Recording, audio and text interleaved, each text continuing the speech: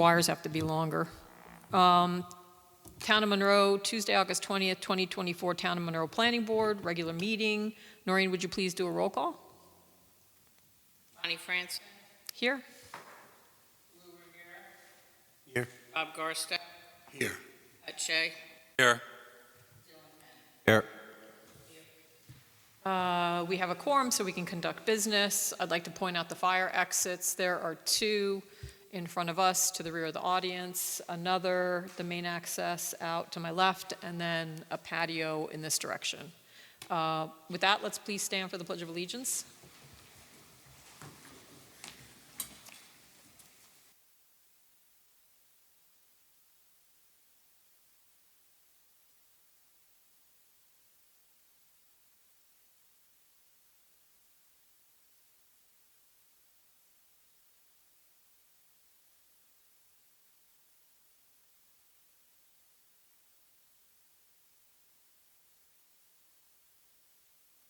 All right, first item on the agenda, it's a new public hearing for Eagleview Estates.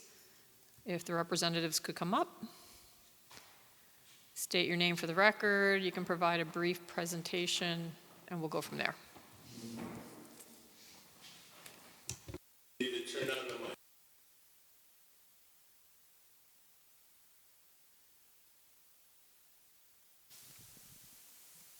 Getting close.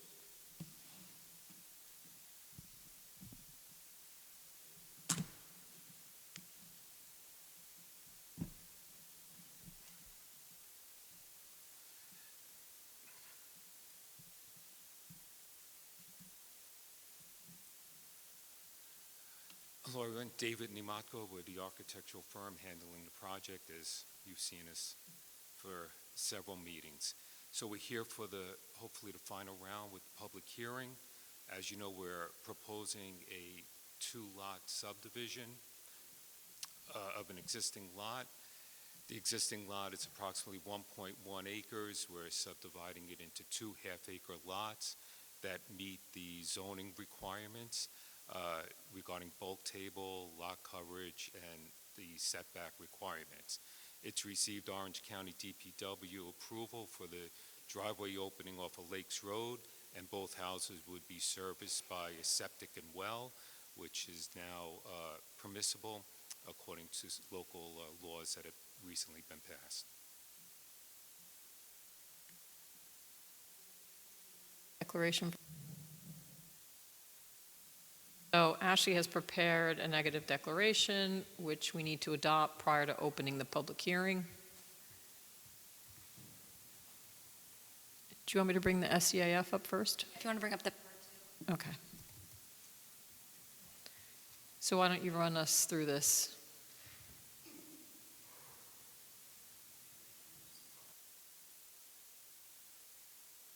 Boxes.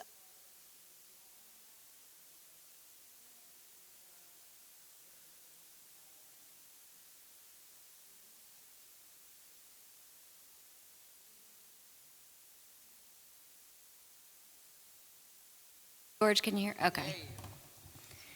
The DEC form has a column for either no or small impact or moderate to large impact. There's no way to distinguish between no and small, so I use those red boxes to indicate that it's a small impact rather than no impact.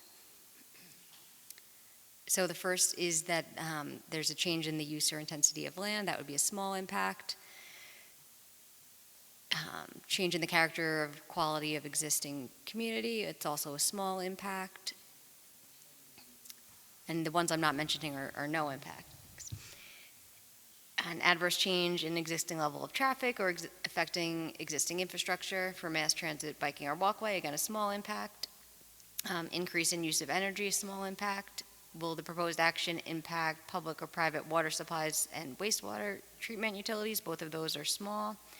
Natural resources, wetlands, water bodies, groundwaters, air quality, flora and fauna impacts, those are small. And an increase in potential for erosion, flooding, or drainage problems is also a small impact. My only question was, should we include impair the character, quality of important historic, archaeological, architectural, or aesthetic resources? Because some may consider Walton Lake aesthetic, and then Is Lakes on the scenic road? Yeah, so it would be minimal, but I think I would box it.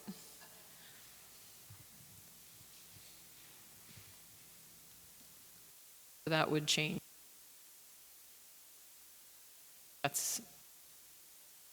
Do any board members have any comments or questions or suggested changes for this and the responses? No? No. All right, with that, that is the short EAF. And the part 3 will be filled out once we go through the process of reading the neg deck resolution.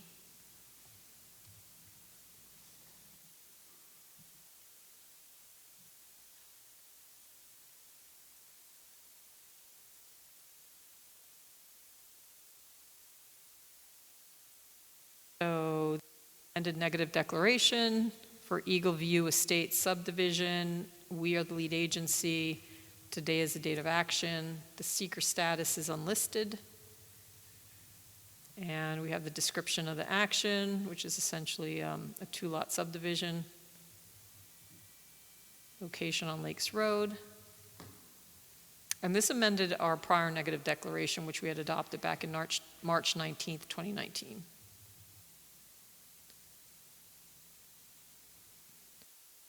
Act on land use.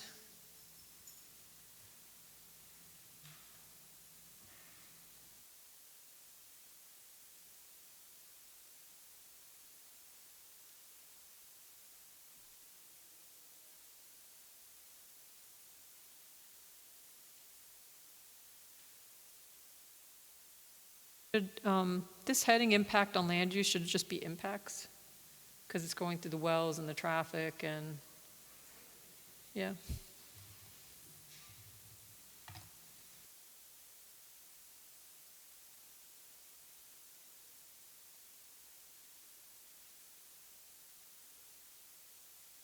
Goes through the septic system, doesn't eliminate important habitat.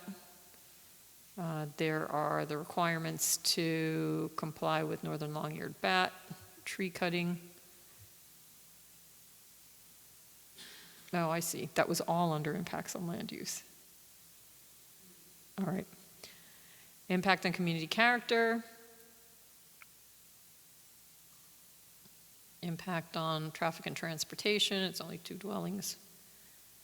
Water supply, wastewater treatment facilities. There had been a well test conducted earlier. I think this should be Walton Terrace. Impacts on natural resources.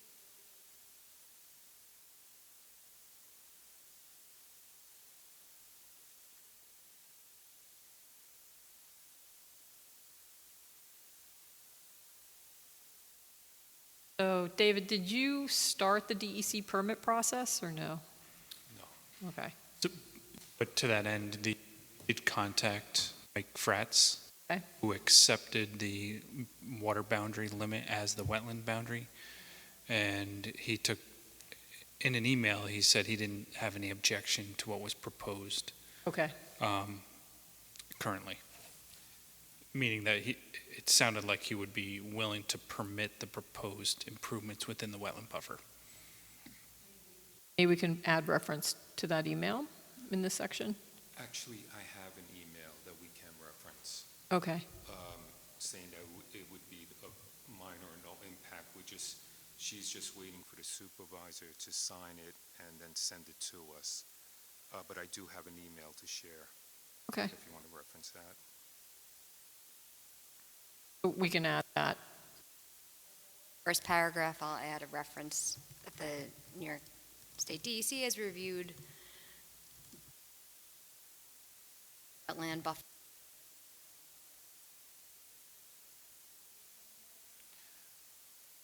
Yes.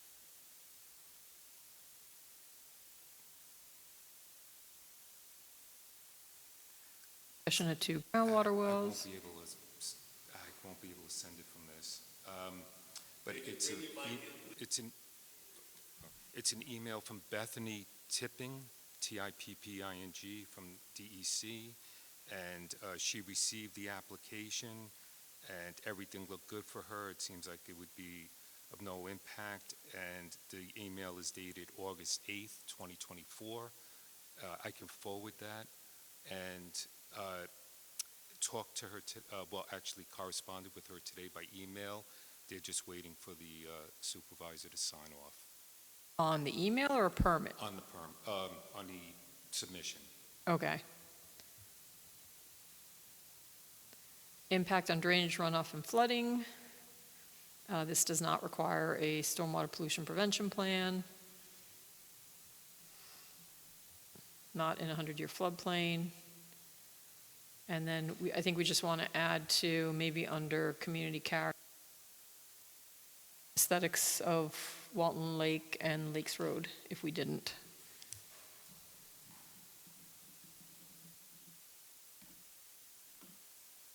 That we considered it. Perhaps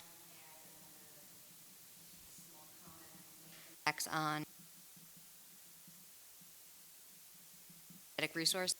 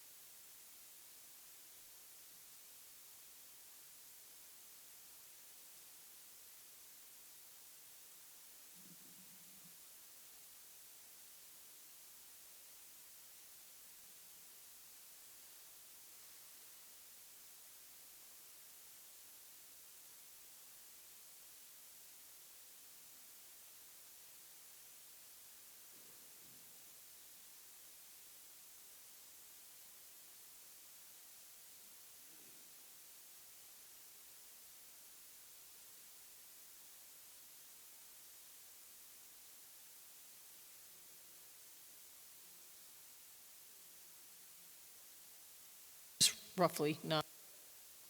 Property is located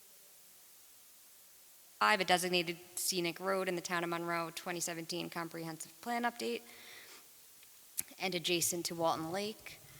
In accordance with Town Code Section 5721.4 F2, the planning board has required a shared entrance of adjoining driveways to minimize the number of curb cuts along the scenic road. The planning board's determined scenic road or to Walton Lake would be small. All right. So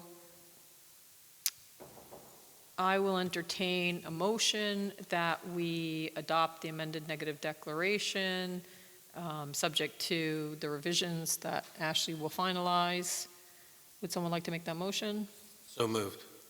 Pat, seconded? I need a second? Second. Bob? Noreen? Aye. Pat Shea, Aye. Dylan Penn, Aye. Lou Rivera, Aye. Bob Garstack. Thank you. Before we open the public hearing, is there anything that we need to go over, Sean or Ashley? No? All right, so with that, I'll make a motion that we open the public hearing. May I have a second? Second.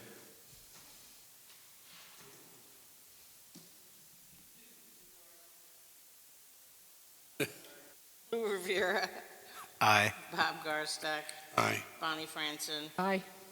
Pat Shea, Aye. Dylan Penn. Aye. Thank you. Are there any members of the public that are present to offer comments on this proposed subdivision? Please come on up and state your name for the record, your address, and then you can speak into the mic. I don't know if that's on. Or should we have her up by the dais? Okay. That's on the. You know what? We're being told to go up to the podium. I'm sorry. Sure. I just slide the switch up. It's on the top. How's that? Perfect. Thank you.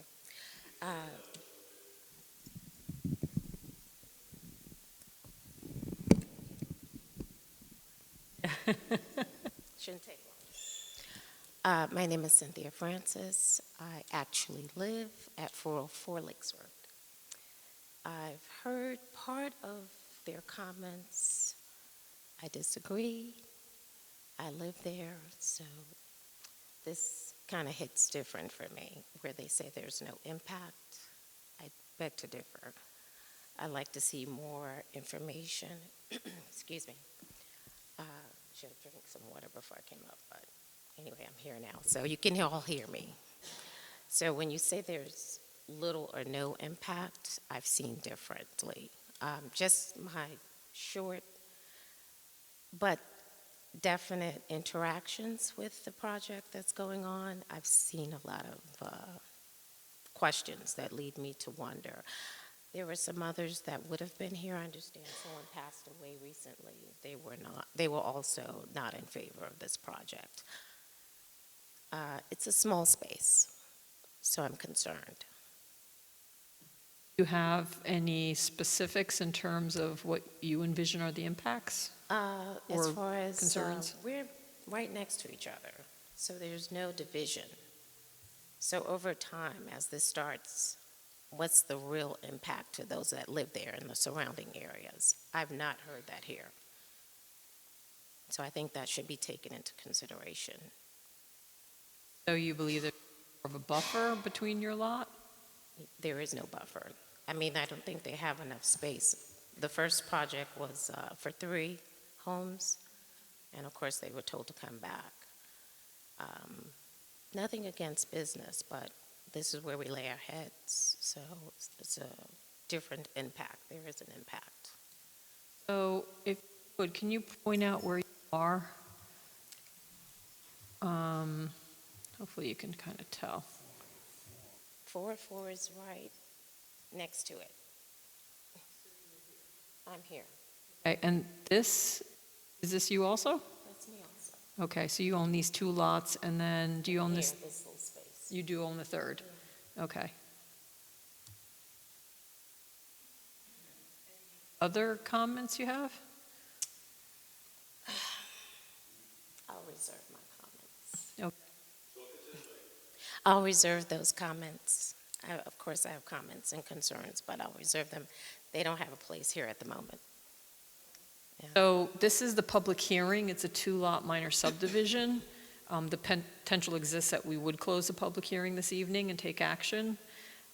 This applicant has been in front of the planning board for some time. Yes, it has. It was 3. It is now 2. And so, we need to hear again, whatever comments you may have to make a determination whether we leave the public hearing open or whether we're ready to Keep it take open. action. I don't think a final decision should be made today. Has anyone else been out to the I area? have, I've walked the site. You've I walked have. the site. Mhm. It's small for what they're proposing. So at some point, I don't know if you've ever walked on my side. I mean, it's just an imaginary line, if you will. So there will be impact to those of us surrounding the space. I'm not sure why they weren't informed, or if they were informed and they just could not be here. But I think everyone should be heard. What is the Lives in public area. hearing notice? What are our public hearing notice requirements? It was put in the newspaper, they mailed out the mailings, he brought back what he received. He did his mailings, he brought back the green cards that were returned to him. Some were never picked up at the post office. It was posted in the newspaper. So it's, everybody in the public, it goes 300 feet from the center of the property line, and that notice of the houses or the addresses I get from the assessor's office. So So it just gets- so you're clear, we are required to notice the hearings, and it may be that some individuals just didn't check their mail or go to the post office to pick it up. But that effort was made and done by the applicant. And there's evidence of that from the cards. So, all right, we'll take your comments into consideration, and the planning board will decide whether or not, they're going to continue this public hearing, or if they will take action. Do you envision that there will be other people that would attend, or I think so. I do. not necessarily? I think so. I think what happens is if they see a notification, but they're not really paying attention until you actually see it happening, and then by that time. But I think there will be. Again, I have nothing wrong with business or someone having a home, but when you don't think about the impact to the people already in the area, I think it's insensitive. I've seen them there doing the tests. I've seen garbage left. It's just a sign of what could be. My personal interaction with the gentleman that actually owns this space has not been the nicest. So, like I said, I like to leave personal comments out of it because it is business. But businessly speaking, I live there. You want peace, not overcrowding. Not trying to infringe on someone trying to make a dollar, but at the end of the day, these are our homes. Thank you.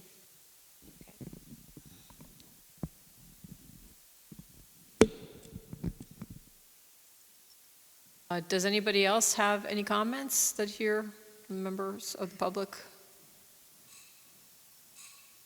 So, do you want to respond to any of those comments? Yeah, this project has been before the public. This project has been before the public several times.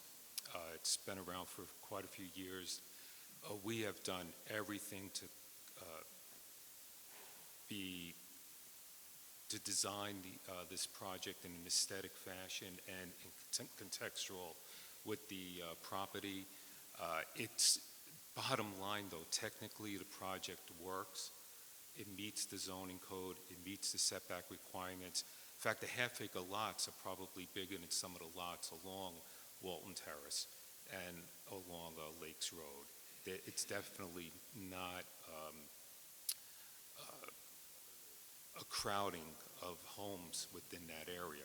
A half-acre lot would probably, as I mentioned, would be larger than several of the properties on Walton Terrace and Lakes Road, if not similar. So there's nothing that's being proposed that would indicate any kind of lack of consideration for the surrounding area or for the property itself. And it's been reviewed by many different agencies and entities. We've had DPW approval, DEC approvals forthcoming. We've had review by your board, by the professionals. We did receive Karen Arendt's landscaping memo that would be incorporated onto the plans, which will beautify the area along Lakes Road. I would ask the board we've heard the public, close the public hearing, and let's take action at this point. This is not a third presentation or fourth presentation. This has been ongoing for quite a while. So we have had the third-party reviews to allow the project to go ahead.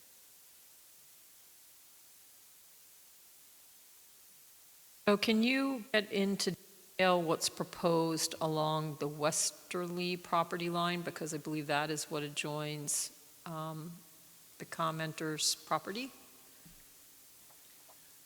Yes, I can. Let me just log back in. Are you going to go through Cala's? David, there.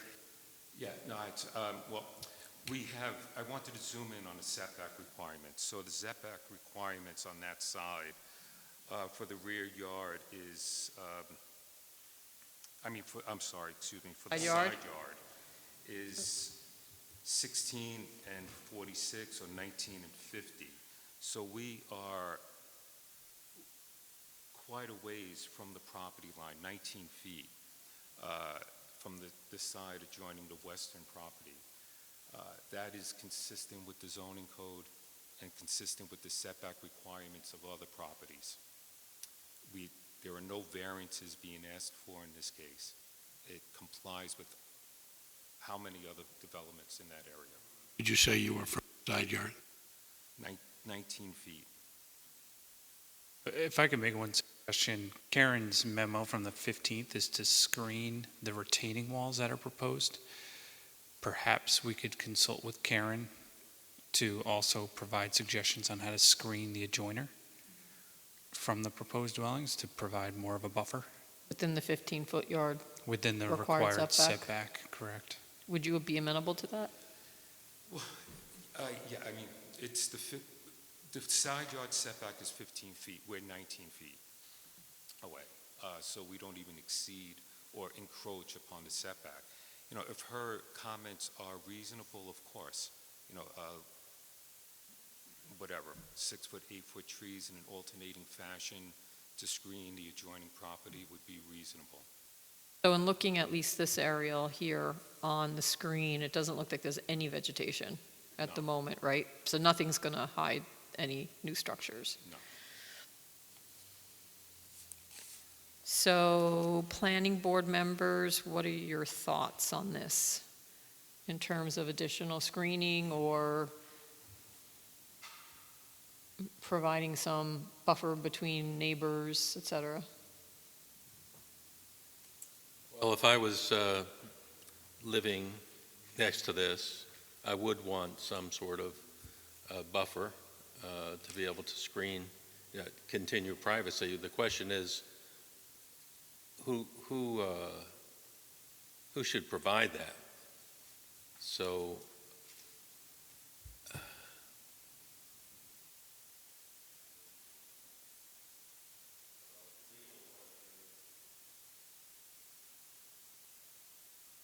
is there any, does this gentleman have to, or the owner have to provide, or can we ask them to provide some screening, some buffer, trees, or whatever? It's a fairly common requirement when you're reviewing any type of application to mitigate, views and impacts on adjacent properties. That would be an appropriate, as long as it's a reasonable condition. You can't say build a. And then you said you were amenable to that? Yeah, we'd like to, for the purposes of this discussion, to satisfy the public, close the public hearing, move it on, absolutely.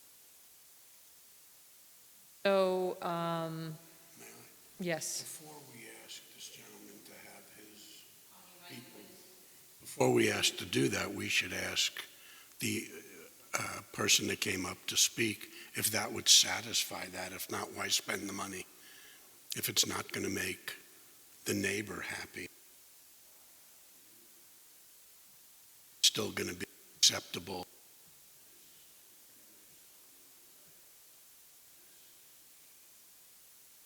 Solves the problem.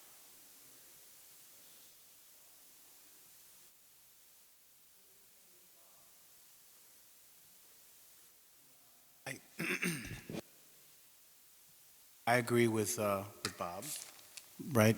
Would that satisfy, with Pat, would that satisfy Ms. Francis's,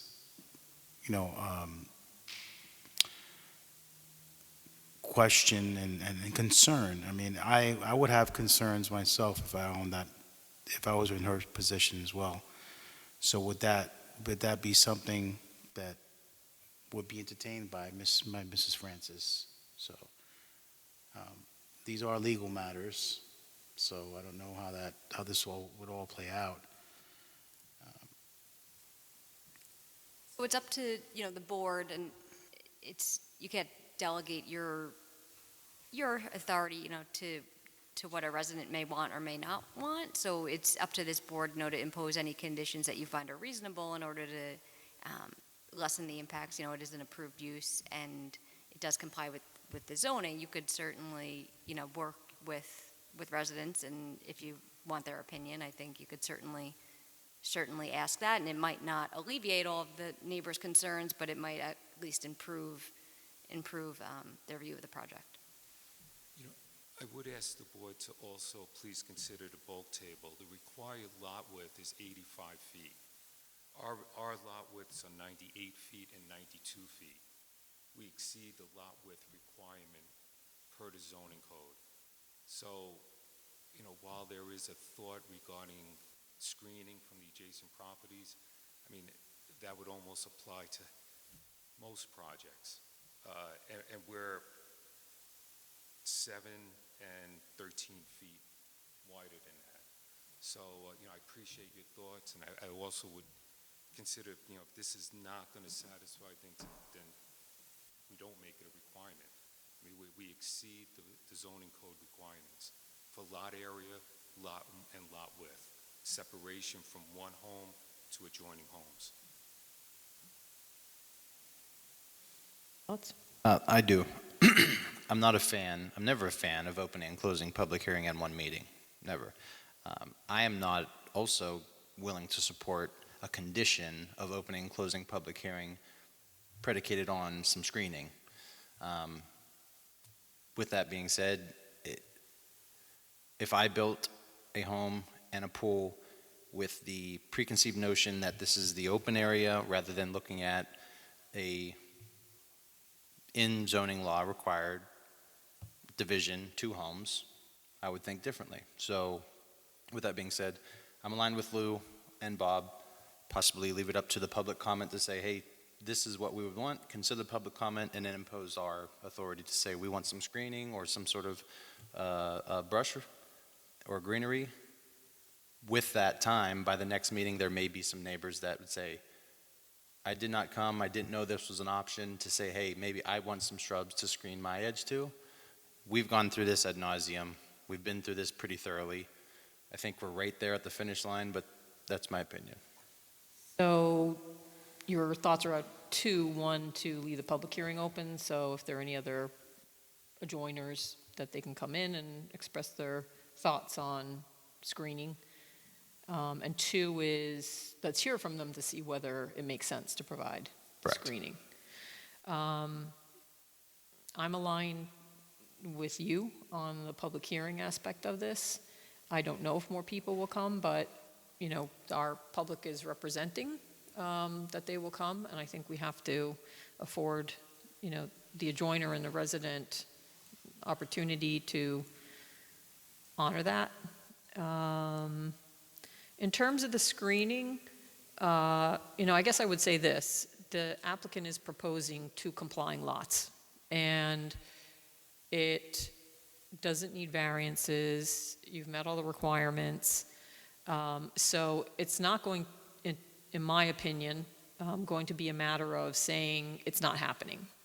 I think that the applicant, and based on, what we can and can't do, we would probably approve the 2 lots. So I think then it becomes a question of what can be done from a design perspective if there is going to be another home to help mitigate, your concerns. And so given the fact that there's nothing on this parcel in terms of any vegetation or screening between your property and this applicant's property, I think it would be a good idea to put some screening in, and I think we'd like to hear, thoughts on that, if you think that would be beneficial. I do suspect that in terms of, the adjoiners, it looks like the house to the east has plantings already, and the house to the north, I don't know that they would want more because they probably have lake views. And I don't know that they'd want, to necessarily screen that. Although if these applicants wanted to put plantings up, that's within their rights if new homeowners are there. Let's address the property to the north. We provided a cross-section through the site, albeit today, but yet it does show the relationship of the house along Walton Terrace to the new homes.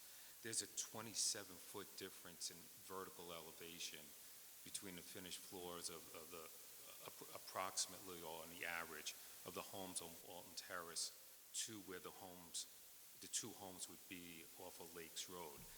that we definitely have shown that that would not encumber or hinder the views of the lake at all. In fact, they have a clear view, without question. You know, we've satisfied the requirements for public hearings. The requirements are there for a reason. I think you should give us that courtesy of doing so, since we have done this several times, and consider closing the public hearing and letting us move forward.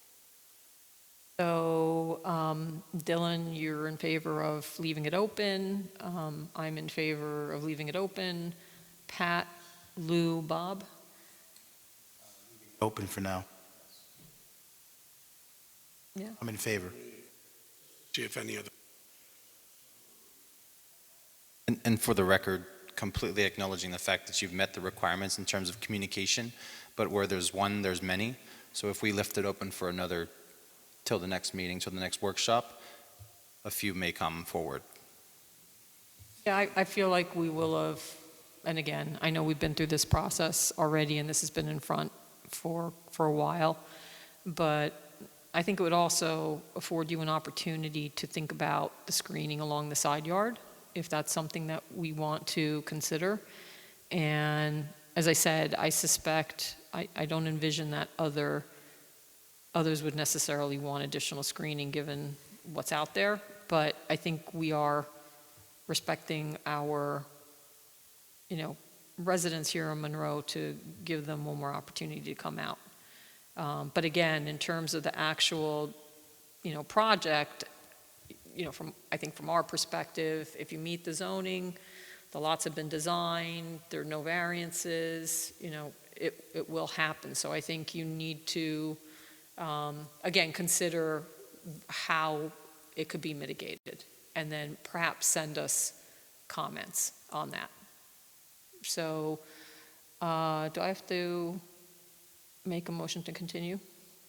What day? The regular meeting? 17th. So I would make a motion that we continue the public hearing to September 17th? At 6:30 or as soon thereafter. Would someone like to second that? Second. Dylan? Lou? Oh, Lou. Dylan was throwing his voice.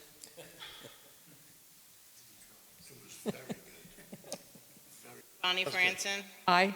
Pat Shea, Aye. Dylan Penn, Aye. Lou Rivera, Aye. Bob Garstack. Aye. Thank you. Thank you. Again, I think we're just doing this in the interest of the public, and if you want to get us any thoughts on any kind of landscaping or screening, what you envision. And if we have any comments or get comments from the neighbors, then we will send that to you. We wouldn't, you would get them, or Yeah, we would Town forward, would get we'll them. forward them to you, okay? Thank you. have a good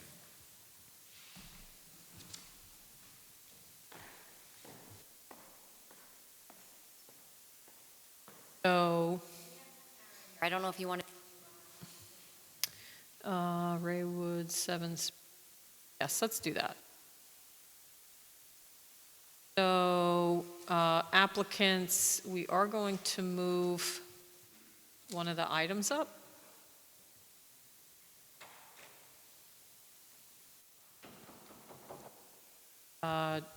Because we do have another consultant here present. Actually, we have a lot of consultants present, so we'll try to get through this next. So item that's next on the agenda is Monroe Commons. If you all want to come up.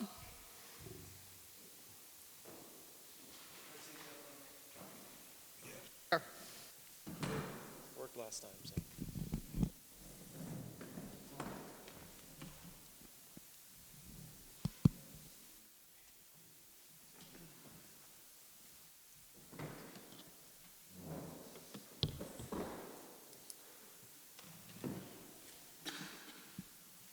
share the mics.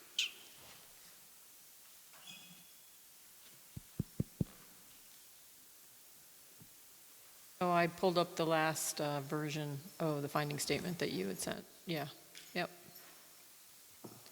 It's 824 Town Consultants Review. Is that the one? I think that's what you sent me last.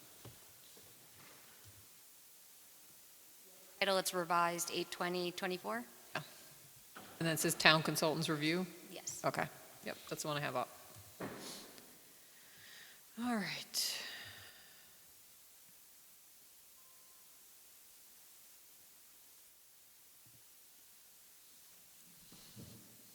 Okay. So Ashley, where would you like to begin? So the last time the project was before you, you did accept the FEIS as complete. So the next step in the seeker process is to adopt a finding statement, and this is really the final step in the seeker process. Afterwards, you'd be able to issue an actual decision on the land use approvals before you. Before doing so, of course, because this project does require zoning amendments from the town board would have to take action on those before you would be able to issue any approval. But the purpose of the finding statement that's before you this evening is really to summarize the impacts that have been studied in the environmental impact statement and address the mitigations that are required in order to mitigate those impacts to the greatest extent practicable.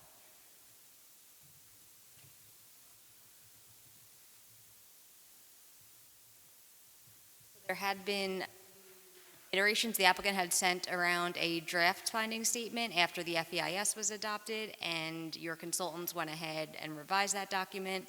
It was sent back to the applicant and also to this board so that you'd have an opportunity to review it before tonight's meeting. The applicant had a few additional comments that the consultants have looked at, and this version that's before you now is the result of that further review. So there's some red lines you'll see in this one. The documents, otherwise what was sent to you, I believe it was sent last week. I had circulated that. Aaron, do you want to offer anything else before we turn it over to the No, applicant? I think Ashley summed it up pretty well. I think an important piece to also make sure you review and understand is the last section, on the last page about certification of approval and findings. The way that this finding statement is structured is what's commonly called like a positive finding statement, meaning that you're saying that the applicant has met the requirements of seeker, you've weighed and balanced the impacts versus the relevant, social, economic, other considerations, and that the action is approvable. It doesn't mean you're approving it tonight, but the way that this is framed is a positive finding statement, meaning that the project can advance to the next stage, which would be the town board, followed by the planning board's review of the site plan and wetlands permit. And I'm happy to answer any questions on certain topics that AKRF was involved with, like the traffic and overall planning chapters of the document, like visual resources, et cetera. But otherwise, I think we've met with the applicant. We've gone back and forth a few times on this version, and like Ashley said, it's not that different from the version that you received last week. Well, I have a legal question with regard to that, but why don't do you want to go through any of the edits? Do you have any, once these were edited, I assume you looked at them, Dan, are there any additional revisions or any discussion of this? Thank you, Madam Chair, members of the board. Just for the record, my name is Dan Richmond with the law firm Zarin and Steinmetz on behalf of the applicant, with me here this evening, also on behalf of the applicant, Ken Worsted from Creighton Manning Traffic, John Dahlgren, Tim Miller Associates, our planning consultant, and Mark Steamers, Zatrick and FAW, the project's engineering and planning consultant. We have gone back extensively back and forth with your consultants. We are comfortable with the most recent iteration of the findings. As you know, this has been the process of a lengthy SYNCR review that's taken place before your board, including the preparation of a draft environmental impact statement. It was the subject of a public hearing, and then a final environmental impact statement that addresses all the substantive comments that were issued on the DEIS. So I think this has been a comfortable and a comprehensive process that your board should be comfortable with. We are also looking this evening, we would ask your board to adopt the findings this evening. And as your attorney mentioned, that we are hopeful that the town board will adopt the zoning amendments that the project has petitioned, the applicant has petitioned for at its September 3rd meeting. So we would also ask this evening if your board could let us know if you have any comments on the site plan, but again, we're hopeful that you can direct your consultants to draft a site plan approval resolution for the project so that could be adopted at its next meeting.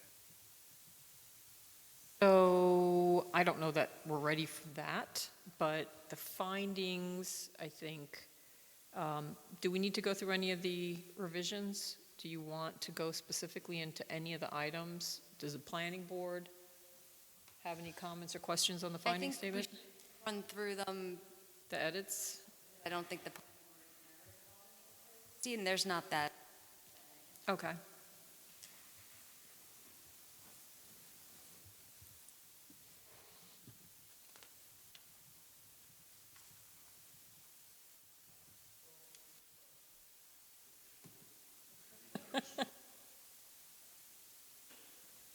So we have for the board members information, so it starts with the project and an overview of the project.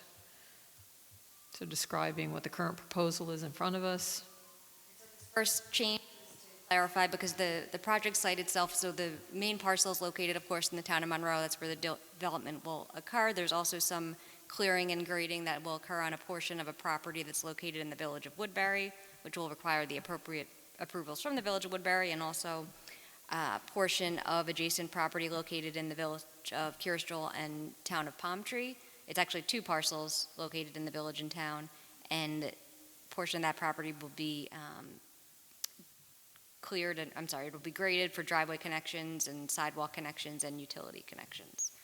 So that addition there was to elaborate and clarify which parcels are involved.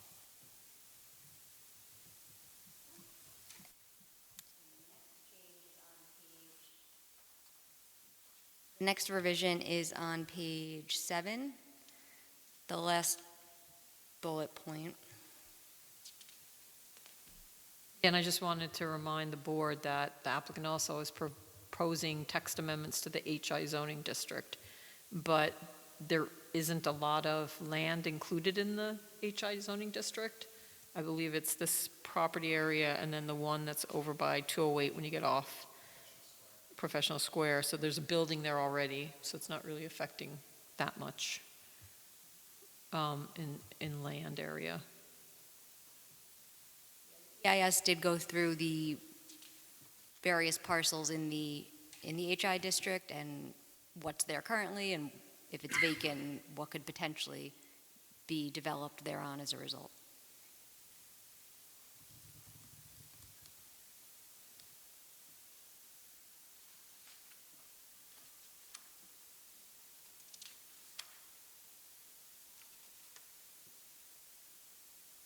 So each of the sections address the topic and then itemize the different mitigation measures that have to get incorporated and are incorporated into any decision. Did I miss? Oh, so there was just a minor addition on page 7. It was just to add the date when the Okay. notice of completion for the FEIS was published with the ENB. That was August 7th. Saw that, okay. Up to B. Yes, B2. So the language has been clarified there that no stormwater from disturbed areas will be discharged directly to the wetland areas. We also made some modifications, clarified the stormwater practices that are going to be used. There'll be 3 proprietary stormwater treatment practices. What are proprietary? So, for example, the applicant's manhole,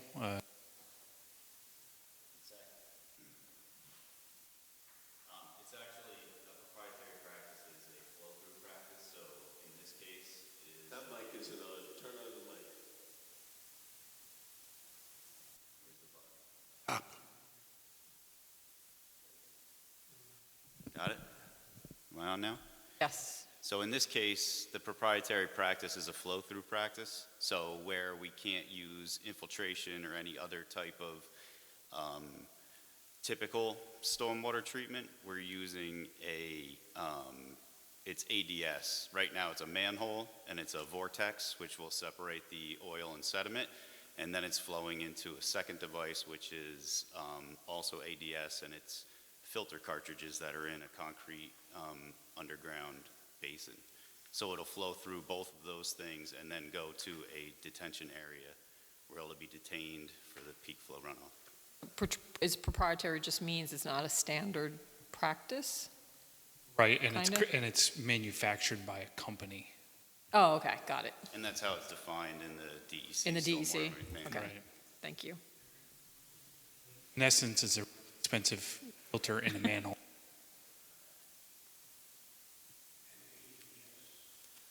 That's the brand. That's the company. It's Advanced Drainage Systems.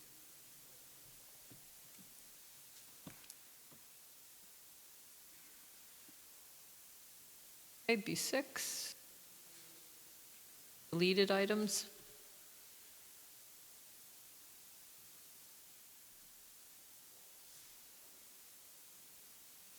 So this is with regards to the rock that we had talked about during the foundation. So in the geotechnical report, the geotechnical engineer recommended that additional borings be done in order to determine if rock would have to be excavated as part of the foundation excavation.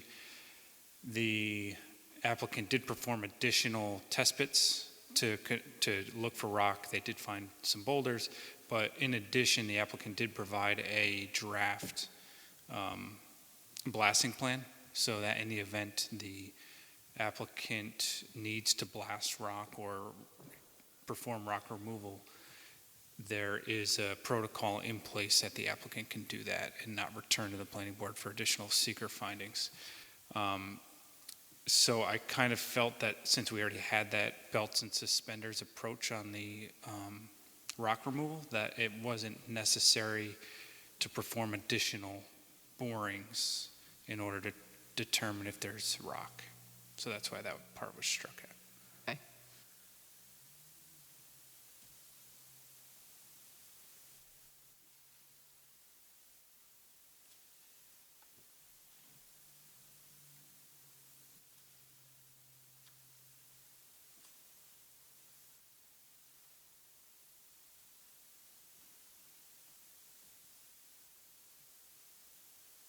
Or cleanup language regarding the SWIP and stormwater management?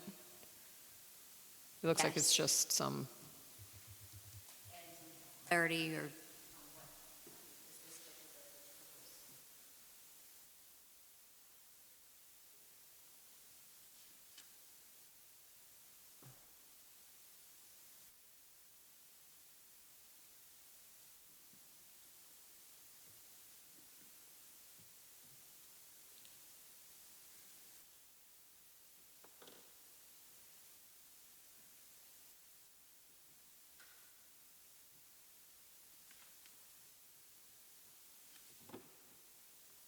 okay, so I see the,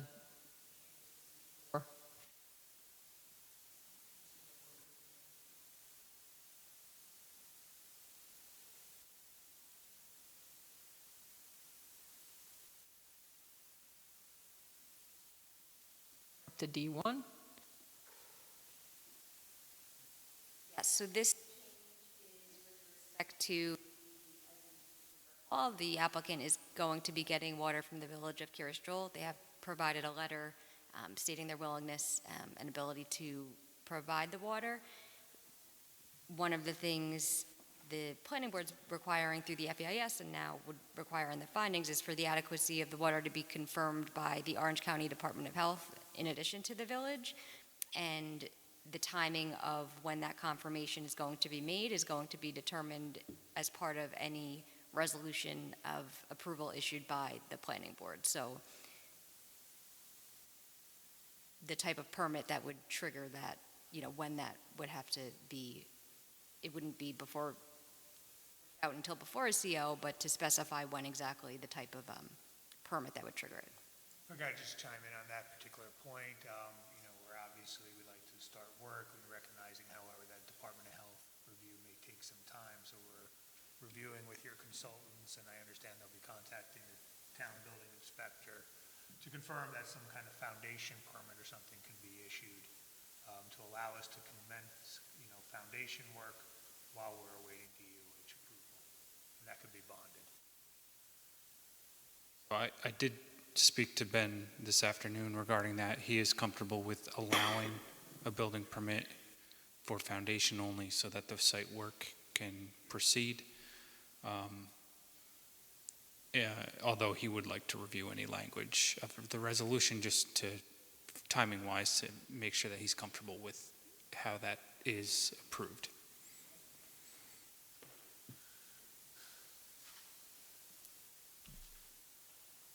Again, this looks like just refinements to wording in D5. Underground infiltration. Yes, and at the end there, it's been, one of the mitigation measures is for monitoring of the groundwater levels. So that's something that will have to be satisfactory to the town's hydrogeologist, and it's going to be determined by the planning board as part of any site plan resolution. So is this monitoring okay, so it'll happen after the fact? Okay.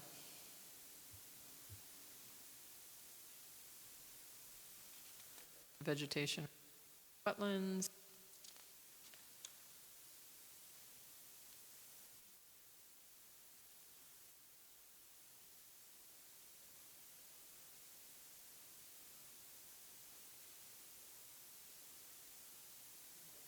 Vegetation.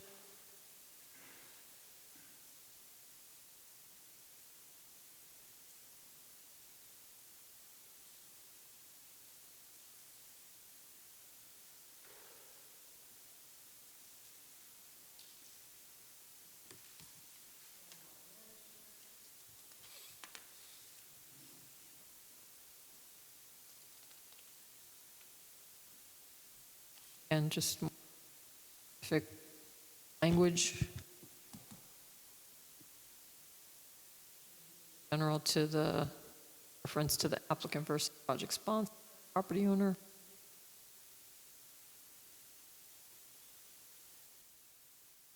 So I think this one in particular, transportation and traffic. This gets into the relevant intersections. And we have the mitigations.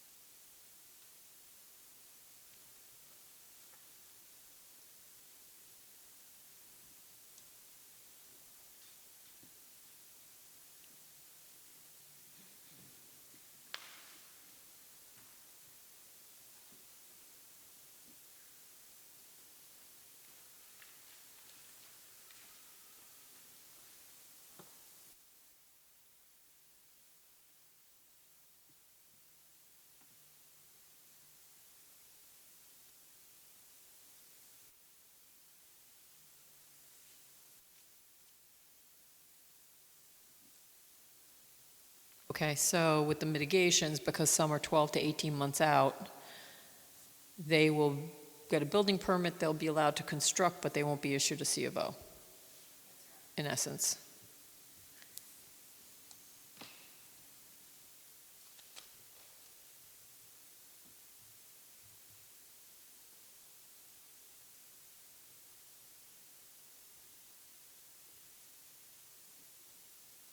When it says there's an unmitigated impact at the Route 17 westbound ramps and Route 32 intersection, Sunday peak hour, and that there are no known improvements to the diverging Diamond interchange. Where are you? I'm on G5. What is the unmitigated impact? In other words, what's the level of service that it goes down to that isn't being mitigated? I would have to look that up. I don't have it in front of me, but the impacts there are simply a delay to that interchange or that intersection. Because it's a new intersection, we're not going to add lanes or make any modifications. They do have, I think it's mentioned in there, an adaptive traffic control system, which means think of it as like an AI type of system where it is monitoring that traffic is changing and it's self-adjusting within a certain parameter to alter the green times to better effectively handle that traffic. So it's really more effective when you have a significant change. If traffic was consistent every day of the week, we could set it pretty concisely, but with the outlets and how much shopping traffic kind of comes and goes at various times, this is more adaptive, hence the name, more adaptive at changing those timings to reflect those conditions. Time, Correct, yeah. So once it's set for the next 30 years, maybe not 30 years, but however long it would be, correct, it's going to, correct. And I believe DOT also has remote access into it. So if they do find that something is going on, that they need to make adjustments, it's not like they have to drive out to the intersection and push some buttons. They can do that remotely. So when you say signal time adjustments are expected to occur naturally, is the system already in place or the system has to be added? The system is in place. Okay. is that proprietary?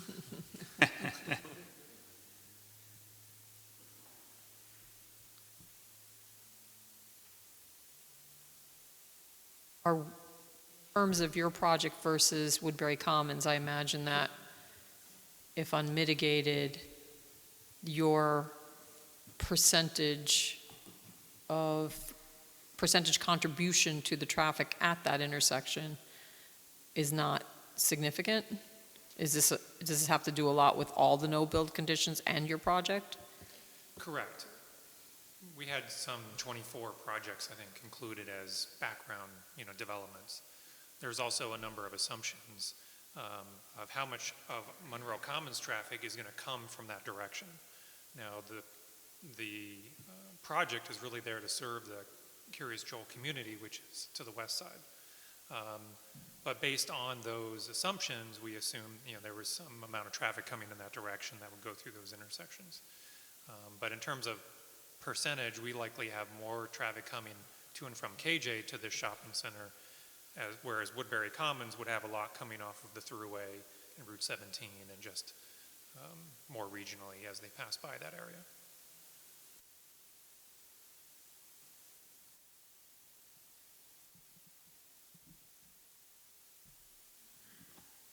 Work and cultural,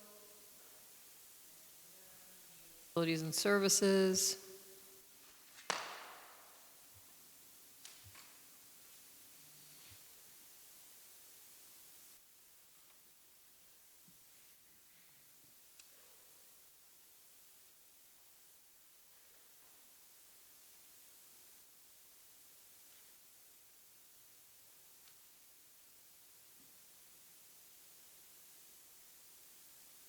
Was the fire districts, did they specifically respond to comments?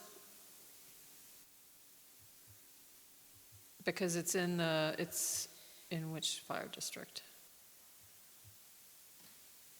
Where is it?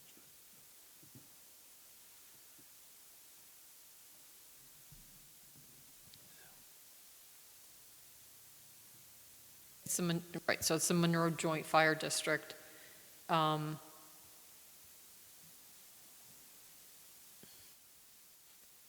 guess through mutual aid, it could also be served by KJ Emergency Services because it's actually on that side of the highway.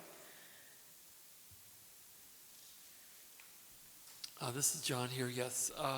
It probably could be served by KJ because it's in the closest in proximity.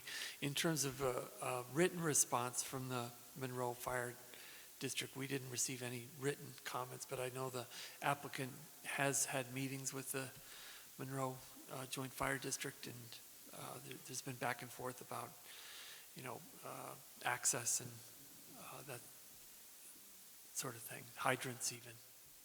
Okay. Yes, in terms of fire review, that can always occur right before we can actually reach out to them again, just to make sure before site plan approval happens. Okay. Maybe, Sean, you could, I'll do that, yep.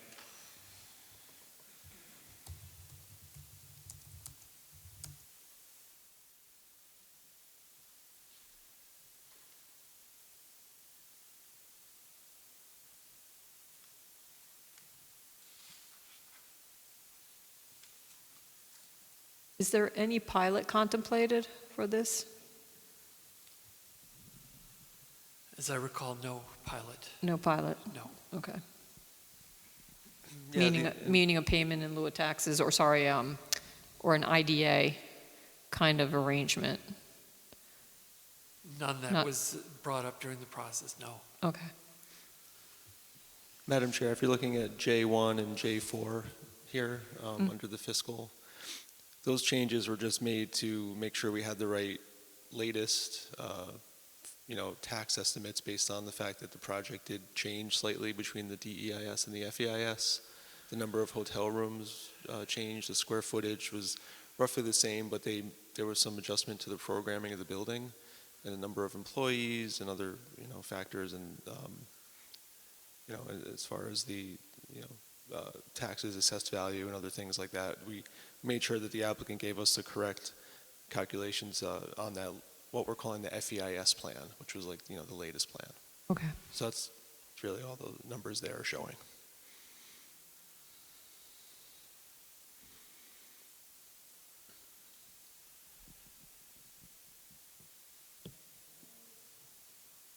Air quality. I can speak to the edit under L1 as well, for the air quality. That was just clarified that there was a screening assessment that was done for stationary source air quality for the building's exhaust, basically, and its effects on any sensitive receptors that may be in the area. Since the seeker manual, the state seeker guidelines don't really have like a methodology that's commonly used, in the scoping document, you may recall, we had the city seeker manual methodology requested to be used, which is basically, since there's a lot of tall buildings in New York City, they have nomograph appendices in their manual that can assess, at what distance, a plume from a shorter building might impact a residential or other receptor on a taller building nearby. In this case, this building is going to be taller than most of the surroundings. All this is really saying is that the distance that was determined to be where we would want to see a more detailed analysis was 275 feet from a building of equal or greater height. In this case, they're well beyond that. So the 275 feet was just referenced as the kind of the threshold distance. And they didn't, based on their distance away from any building of equal or greater height, they don't need to do any more detailed analysis. That's just summarizing what the DEIS concluded. Thank you. There was more of a mobile source analysis that was more involved, and that's what L2 gets into. And that has to do with all the cars in the parking lot, the traffic generated by the project. So no hotspots? No, the conclusion, they did an analysis that, we went back and forth a little bit on that as well, on what methodology they ultimately used for the DEIS and the FEIS with our air quality team at AKRF, and we found their analysis to be acceptable. It doesn't show any exceedances or impacts from the parking lot air emissions.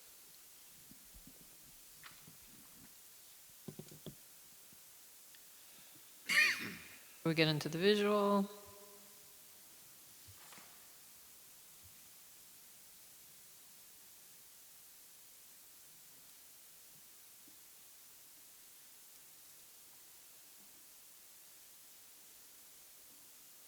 So, in terms of the colors, I don't think white stucco is something that's earth tone. And this is something I've said for some time. That when we go through this, I rather that the color hue be something that blends a little bit more into the environment. So where are we on the facade and the colors? And if it's something we don't want to discuss now, then I would prefer not to reference white stucco. Not sure we referencing white stucco. We didn't mention stucco as a material. It says the bottom, yeah, M1, the proposed white stucco.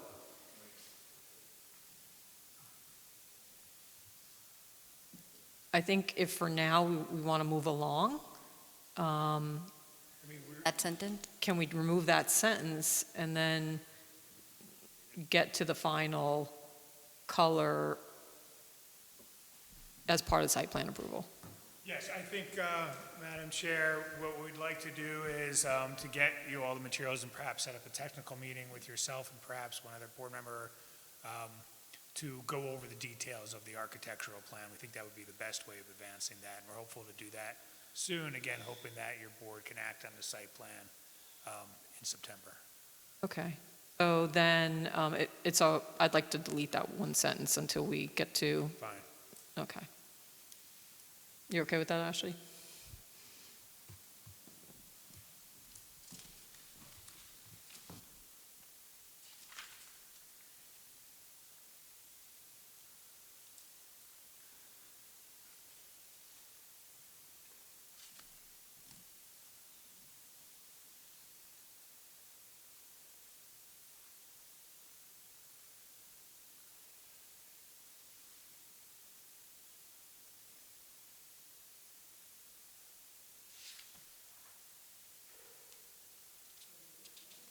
And I know this back and forth on that.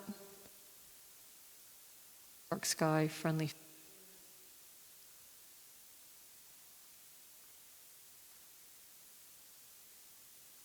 And again, all subject to the final review of the site plan.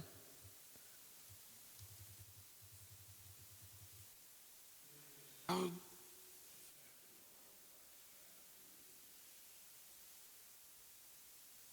People in the surrounding at that age, is it going to get up like?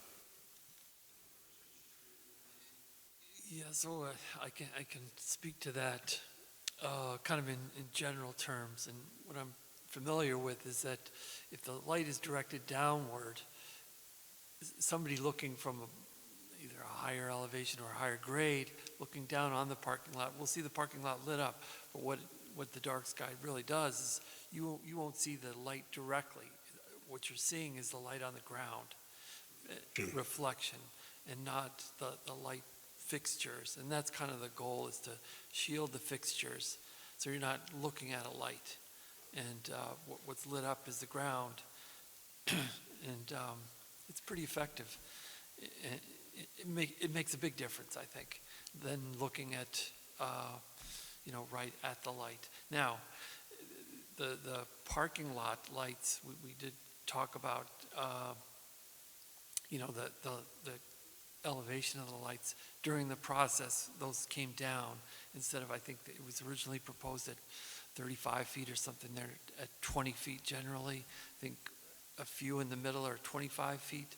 So they're relatively low for a large parking lot. They have to cover a lot of ground. So that's the reason for the height, because you're lighting up a bigger area. Specific types of bulbs that help mitigate the amount of lumens that they're throwing off? Yes, and that's part of it too, is certain bulbs or, the light fixtures is brighter than others, And honestly, I don't have the lighting plan in front of me and all that's involved, but the bulb does. Part of a system. Yeah, and the bulb does make a difference, so. Okay, thank you. Yep. I would just add to that, if you look at M6, it does lay out that there was a lighting plan done. The lighting plan was based on the fixtures and the bulbs that are proposed. There was some exceedance of there was some light spillage onto the adjacent VMG property, only because there's a connection proposed there and they need to have it safely lit. But, the language in M6 here speaks to the fact that the planning board can grant waivers to certain aspects of the lighting code, including if the light spillage is necessary because of, safety concerns or safety issues because of that proposed access. So there's a couple of waivers that are mentioned there on the bottom of page 33 into page 34 that would be considered as part of your site plan review. So in terms of the waivers, any exceedances, any non-compliance have to do with the VMG property. So you do say all lighting poles along the shared property line with the VMG property are 20 feet in height with a total of 9 25-foot poles proposed for main southern parking lot and 6 for the northern parking area, serving the hotel and office uses. Just to clarify, I think there's also, I think the light exceedance we're talking about is actually at the entrances on Mininger Road, for safety purposes. What are the exceedances? How far are we off? Because it says 0.1 foot candle. I don't know offhand. On adjacent business property, 0.05 on adjacent residential property. So at the entrance only, and then along VMG, but not to the north, not to the east? Correct. That's right. So I think if we could just make that a little tighter about specifying the entrance and I know we're talking about VMG. The second sentence on M6, does that? It says the 2 driveways, and it says the 2 shared driveways with the VMG. So height of poles, all lighting along the shared property bound.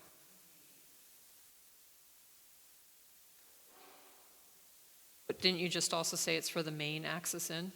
Well, it says that if you look at the 4th or 5th line down in that paragraph M6. At the main access? Light levels along the shared property boundary do not exceed, 0.05 foot candle in adjacent residential or 0.1 foot candle in adjacent business, except at the 2 driveway entrances on Mininger Road and near the 2 Bonnie, shared it's at the start of M6. Oh, at the start. M6. Okay, sorry, I'm looking at the bottom. Sorry. Got it. Up here? Okay.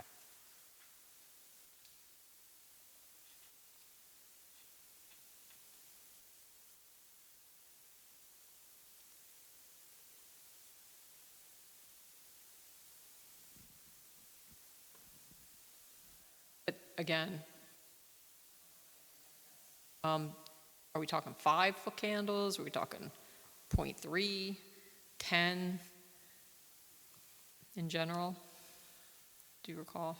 I don't know offhand, but again, that's why I think it would be helpful to set up a technical meeting with you to go over the details so we could address any particular concerns you have. And would it be okay to just add final lighting is subject to final site plan approval? I think that's implicit, but, because we're talking about waivers we're going to need from. Does also require, you'll have to grant waivers from those provisions, so it's that they exceed the, at those spots, and then also the pole fixtures are greater than 20 feet in some spots. So the specifics of the waiver will need to be fleshed out, the exact, illumination, and then it'll be up to the board to. On a site plan approval. Yeah, and Madam Chair, when we go through the conditions later on, there's a condition that the lighting plan as approved by the planning board shall Okay. be implemented to avoid impacts to neighboring properties. Okay. And that lighting plan is part of the site plan set, and it's been the same one that that the FEIS addressed, the DEIS addressed, so. Okay. And actually doesn't specifically say, so if we want to make any little minor adjustments or anything, that still can be done. If it turns out it's 15 and not like 10 or 5. I don't think it will be, I don't recall what it was. Yeah, no, again, ultimately, I think, the conditions at the end say that it's a lighting plan that's approved by your board. I could add a sentence at the end of that, that the planning board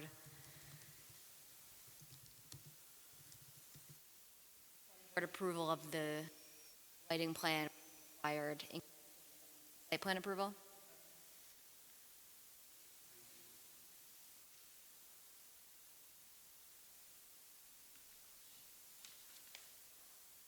Okay, so this gets into utilities. Water coming from Village of KJ.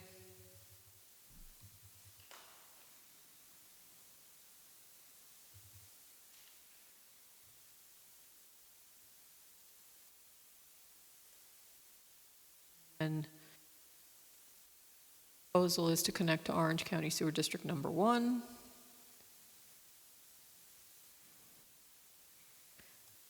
So my only comment would be, didn't we get a letter from Orange County DPW that Sewer District Number 1 is at capacity or nearing capacity? Where were we on that? Because we did get some letter from them. Currently, the Harriman treatment plant does have capacity. They are nearing capacity. I think the letter that you are recalling is the Moodna letter, because Moodna is all the different towns, and each town is allotted a certain flow for the sewer plant. And the Monroe is currently, to my knowledge, currently over their allotted flow for Moodna. This property is located in the sewer district, not in the Moodna section. So, Sean, I don't know if you recall, I think the letter was the same letter that came addressing traffic. So it was from DPW, it was regarding traffic, but then it said, by the way. And I don't think it was Moodna. I think it was specific to Harriman. Right, and Not, in other words, they weren't talking about I don't recall them talking about Moodna, because yes, we are over capacity. right. So and the plant currently has enough treatment capacity. They are nearing the end of that treatment capacity, and they are also in the stages of designing and expanding the plant. So right. Question I guess that brings up is, how much is this going to generate versus how much is left, being we're nearing capacity at the Harriman plant? If this is going to generate more than the Harriman plant has before they continue with their expansion, then it doesn't seem like that's correct. I believe that was outlined in section just above, if you scroll back up. and 3. Keep going.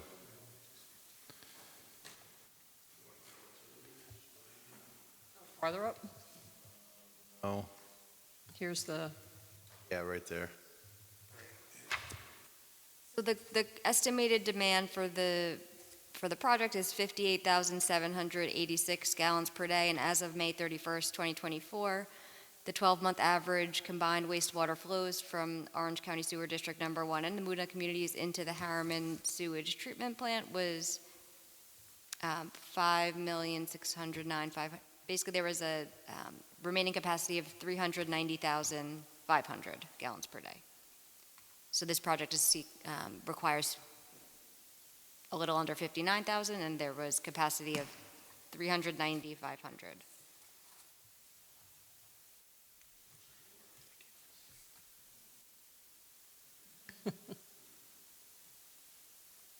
at this point in time it does, but it does say approval to connect is contingent on available capacity at the time application to connect to the system, so. And Orange County has to issue a permit for, Right, so if they don't have capacity, then, permit won't, right. I'm only raising it because I remember that letter. And again, it was, my recollection, it had to do with the traffic, but it was almost like a, and by the way. When we look at that capacity, that's under full occupancy, expecting the flow. that's correct. Construction impacts.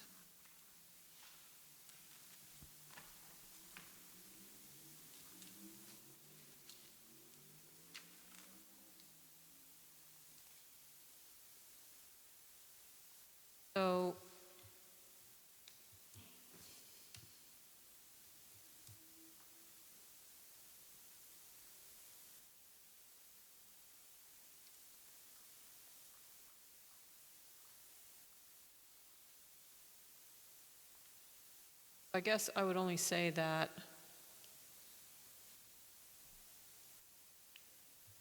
O2, it has to do with concerns about the school district.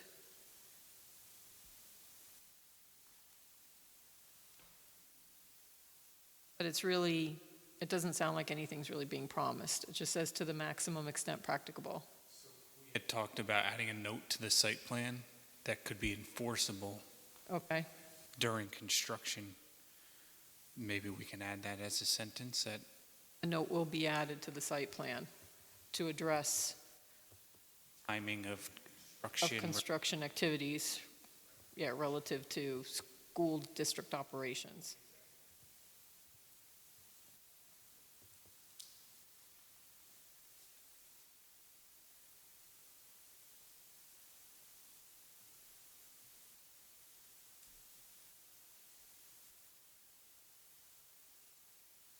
Otherwise, those are the kind of standard.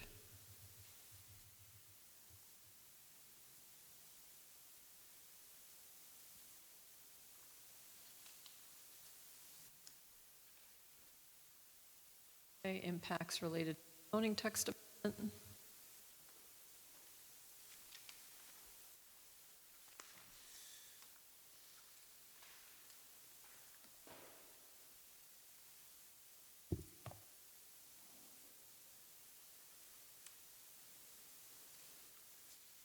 That's changing height, changing the overall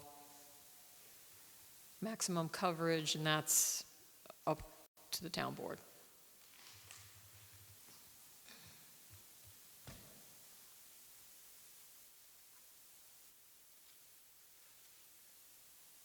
Ultimately, it wasn't that many parcels.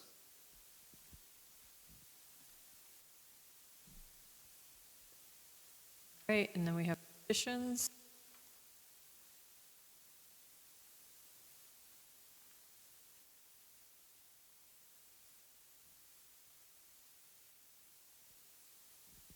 Section just lists the type of condition that would be required in order to effectuate the various mitigation measures, so they're all consistent with the mitigation findings. I did just make one addition to the one that addresses the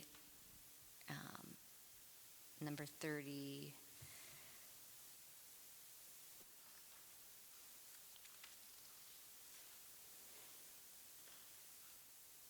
Number 57, it's on page 45, which deals with the construction deliveries and construction traffic. So I added that same sentence that a note will be added to the site plan to address timing of construction activities relative to school operations. These are the various conditions that are, essentially they're mitigations that would become conditions.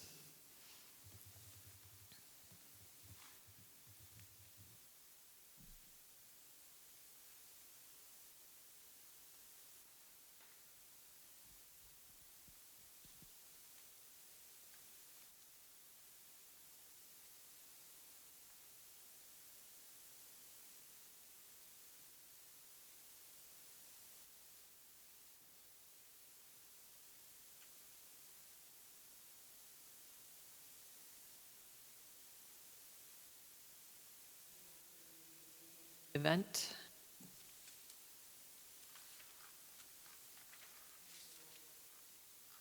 Add a T.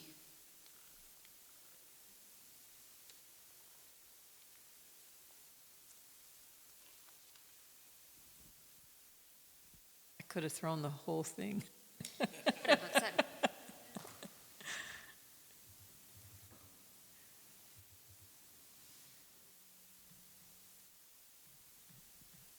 So in terms of the waivers, we're in MS4, Town is, yes. so it would be Ben that would issue a waiver if he issues a waiver. Stormwater management officer, which I don't think has been assigned, so it would be the supervisor. Okay. But in other words, it's not DEC, it's the town that would consider the waiver? Correct. Okay.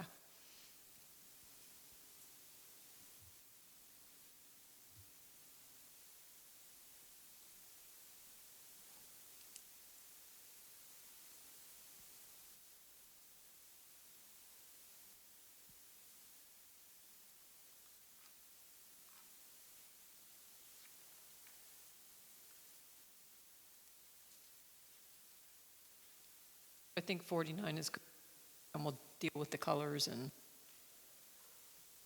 on the building. Lighting plan.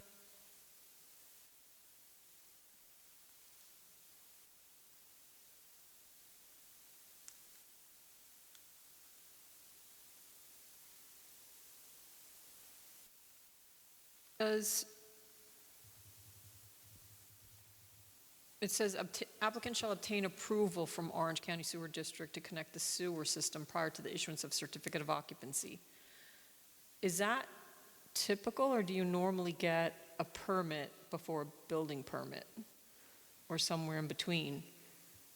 I think you typically get it, again, it's prior to certificate of occupancy because you got to do the building. I think that's my experience, the way it's worked with Orange County. I'm not sure. Strictly for sewer? Just for the sewer.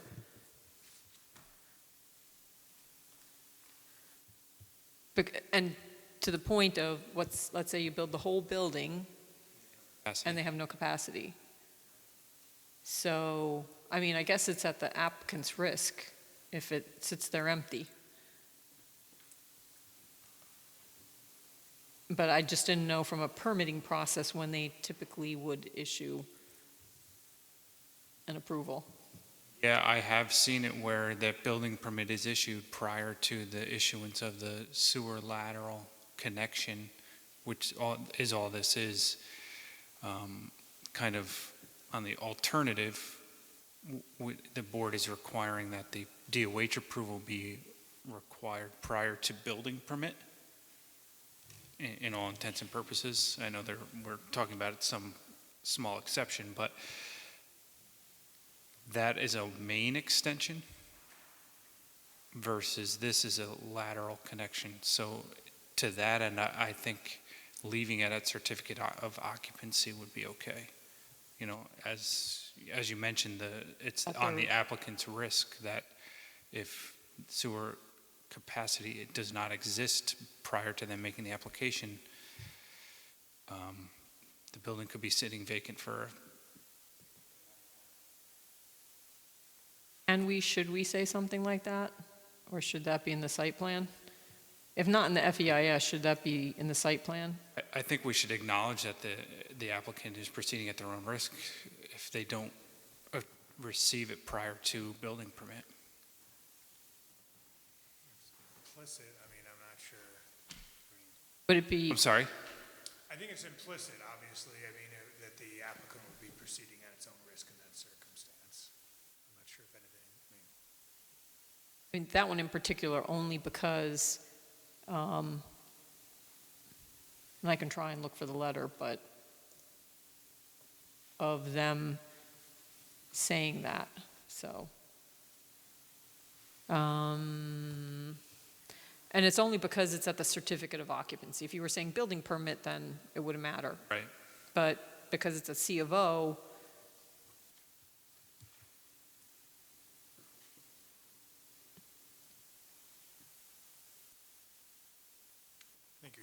maybe we say the planning board, and it's more like a disclosure, planning board acknowledges that capacity at the Harriman wastewater treatment plant, or it's nearing capacity at the Harriman treatment plant, and that the applicant will proceed at his own risk.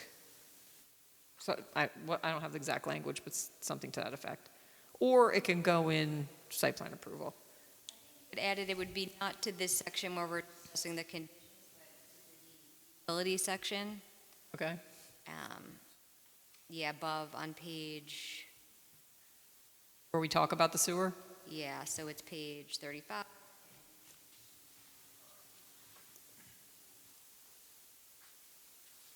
N3. N3. Bingo.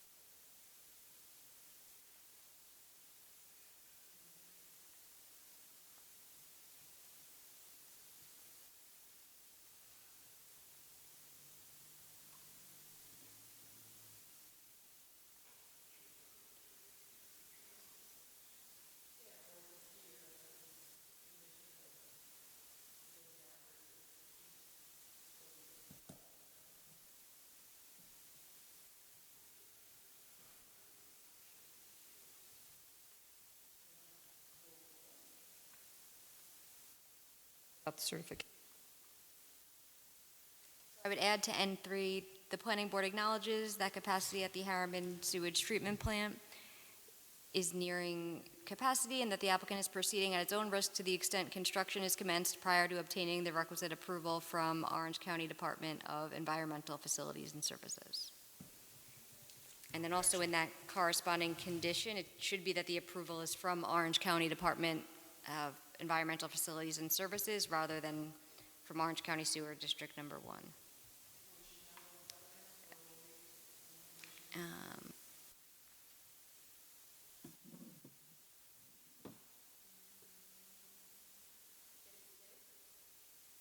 Yes. We'll add there too. Under 52 of the conditions, we're going to add similar language. I was just going to clarify 52 because 52 just says what the actual condition is. So I think you made your finding that the acknowledgement is part of the finding, but not necessarily part of the condition. Okay. But I would change here that the approvals from Orange County Department of Environmental Facilities and Services to connect to the Orange County Sewer District Number 1 sewer system. Okay.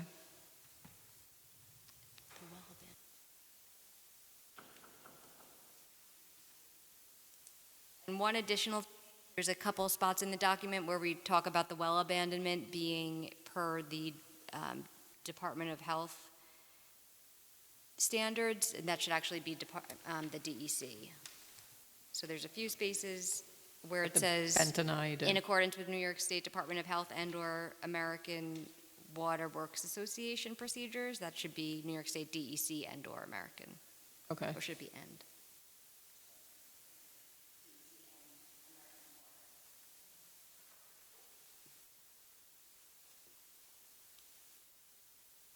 And 56 minor, just see ink. There's space between ink and the apostrophe S.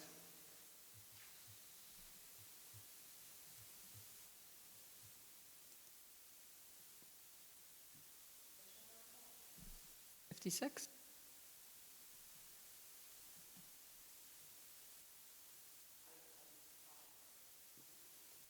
'64, which is construction on Friday after sundown.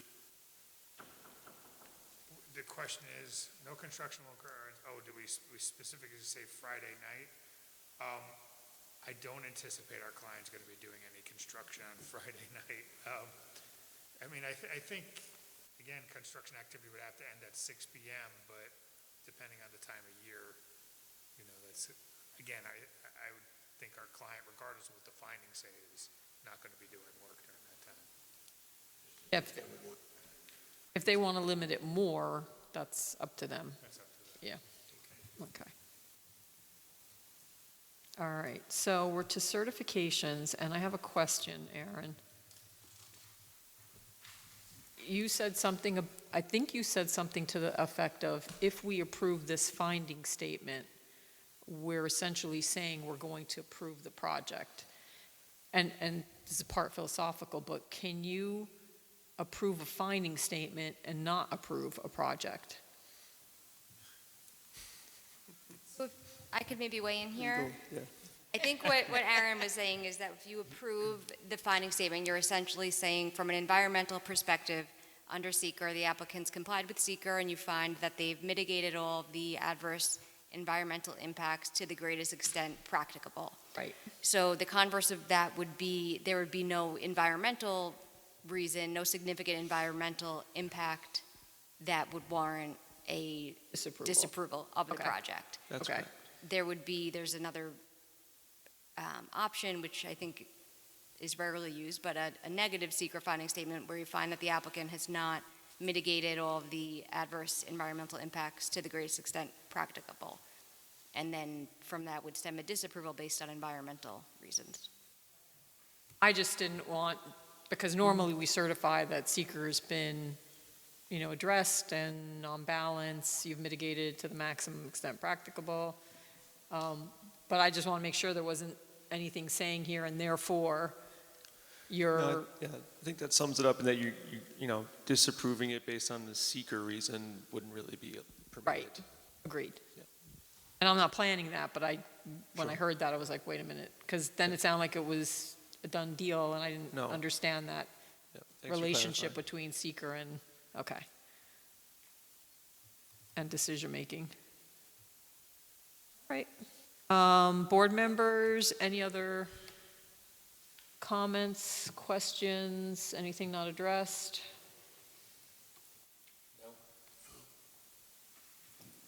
All right. So with that, Sean, you're also good? Good. Aaron, no last minute? Anything going? One question. Chris, on the Conservation Commission, the young man said proprietary system, who's going to be responsible to change the cartridges and filters? So the part of the resolution, I'm going to recommend that the board require a stormwater management agreement, which is going to be between the town board and the applicant, which is going to specify that the applicant comply with the stormwater regulations and the maintenance procedures that are in the SWIP that will likely eventually be approved.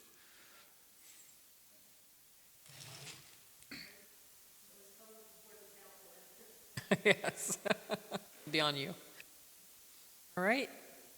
So with that, I will make a motion that we approve the finding statement. Hang on. For Monroe Commons, conditioned upon, as modified this evening. May I have a second? Second. Lou Rivera. Aye. Bob Garstack. Aye. Bonnie Franson. Aye. Pat Shea. Aye. Dylan Penn. Aye. Thank you. Thank you very much, Madam Chair. Next up is site plan. Right, so I guess we're hopeful, I mean, I heard the discussion just now, that you could direct your board to start preparing a resolution. And again, we're looking forward to having a technical meeting between now and your September meeting. But to direct your board, direct your consultants to start drafting a resolution for site plan approval. For the site plan approval, would we condition it upon a zoning amendment if it hasn't happened, or do we have to wait? We have to wait until the town board. But we're anticipating the town board, obviously, look, the town board, our understanding is the town board is ready to act on September 3rd. Of course, if the town board does not act, you know, Okay. we'd have further discussion. That's what I thought, but I wanted to confirm. Okay, that's it, thank you. So can we ask your board to, are you in a position to ask your director? Oh, just to start drafting make the a request? resolution? Yeah. Yeah, unless the planning board feels otherwise, I don't see any reason why Sean and Ashley and Aaron wouldn't start putting up a draft resolution. You know, if we can, we can. If we can't, we can't. But certainly a lot of the conditions, just history, there's a lot that can be done, even if we need a little extra time. So I would make that recommendation. Everybody's good with that? Yes? Nodding yes? Yes? Yep. Yes. Right? Thank you very much, Madam Chair. Thank you. Thank you very much. We appreciate all your time. We appreciate all your consultants' time. Thank you. Have a good one. Ashley, does someone sign? Do I sign the finding statement? Should it be in some way certified? I mean, we normally don't, but I was wondering whether, probably should, right? Just add a signature line? I would. I'll finalize. Okay. All right. Next, let's go back up to the top, and I apologize to our applicants for the delay. 127 Seven Springs Road. Huh? Project 81. Oh, sorry, 81 Raywood Drive. Thanks, Aaron, for being here. Thanks, have a good night. We appreciate it. Safe home. Hello. How are you? Good. Why don't you state your name for the record and why you're in front of us? Yes, my name is Shlomi Gelb from Hartman Design. I'm here on behalf of the applicant of 81 Raywood, section Speak block up, lot please. 40. What? Speak up, please. 43-1-11.1. Just to give you an overview of this project, this parcel was a part of a 3-lot subdivision approved by the town of Monroe Planning Board in 2021. And now we're seeking to get approved of one of these lots to get two-family, a part of the two-family overlay zoning. Is this is this a subdivision we approved previously? One of the lots. Okay, all right. One more point regarding the water. We have a water agreement with KJ Village, and it says that in case it will be increased the usage, if the town will approve any site plan, they will give accordingly the water as the agreement. And regarding sewer, we're in the middle of doing application to go to the sewer, to Orange County Sewer District for additional unit. So, Sean, comments? Sure. So this application is family overlay district, and Sorry, did you resend the? I did send Okay. at the start of the meeting.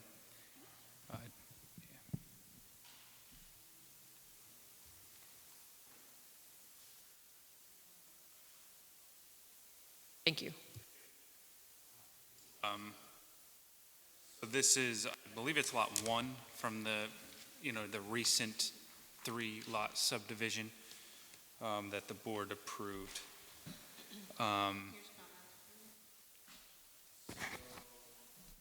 Access continues to be from the existing Raywood Drive. They did increase the parking stalls to meet the 4 count that's required. However, I questioned whether or not the backup space for the easternmost lot would be adequate, so I'll ask the applicant to look at that. Additionally, some of the board members may know this property slopes significantly to the back. So there is grading proposed, so 2 comments on that. I asked the applicant to add spot elevations at the corners of the driveway to ensure that there's not too much slope across the driveway so that it actually can be driven over. Secondly, you'll see in that plan there, the grading that's contemplated is only for the lot that's in question. However, obviously the rest of the subdivision is integral with the grading, so I asked that the rest of the grading be shown on the plan. So the rest of the grading for the other 2 lots? That's correct. Just to superimpose the 2, to see how they fit together? That's correct, and any revisions to this lot that need to be incorporated based on the revised layout of the dwelling and the driveway and et cetera. Quick question, are all of the lots owned separately now, or are they the same owner? I didn't look into that. I was hoping the applicant could clarify that. Yes, so the lot 1 and lot 2 is by the same owner, and lot 3 is by a other owner. If I may reply regarding the grading, the lot, if you can see you have the old plan. Did you review that? The grading basically the same as the old plan. The only difference is between lot 1 and lot 2 along the narrow way of 54 feet. By the previous plan, they tied in the topo into the next building. And since we're not doing now any construction on lot 2, we just tied it back to the number. Right, but the board approved a subdivision with grading and a SWIP that was integral to this lot. So changing the grading what could be developed on Lot 2. So that's why I think it's important to review it all in totality. Okay, I can have from the G, as I see it, that we're doing now a partial grading. And the Partial what? rest- We're doing now just the as needed for lot 1, the grading as needed. And the rest will be able to follow the same as the original approved plan. Right, but how does this grading tie into the original approved plan? That's what we're looking for. Okay, he had it on the plan. I can make sure to clarify that, but The name of that other application? 81, no, the one before was 81 also? Or do we just call it Raywood? 24. Bias A, maybe? Yeah. Figured I'd bring it up.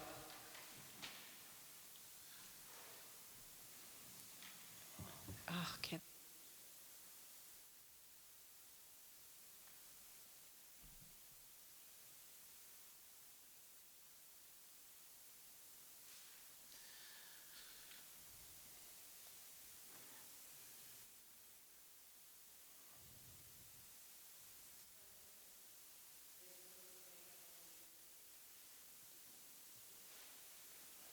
'21.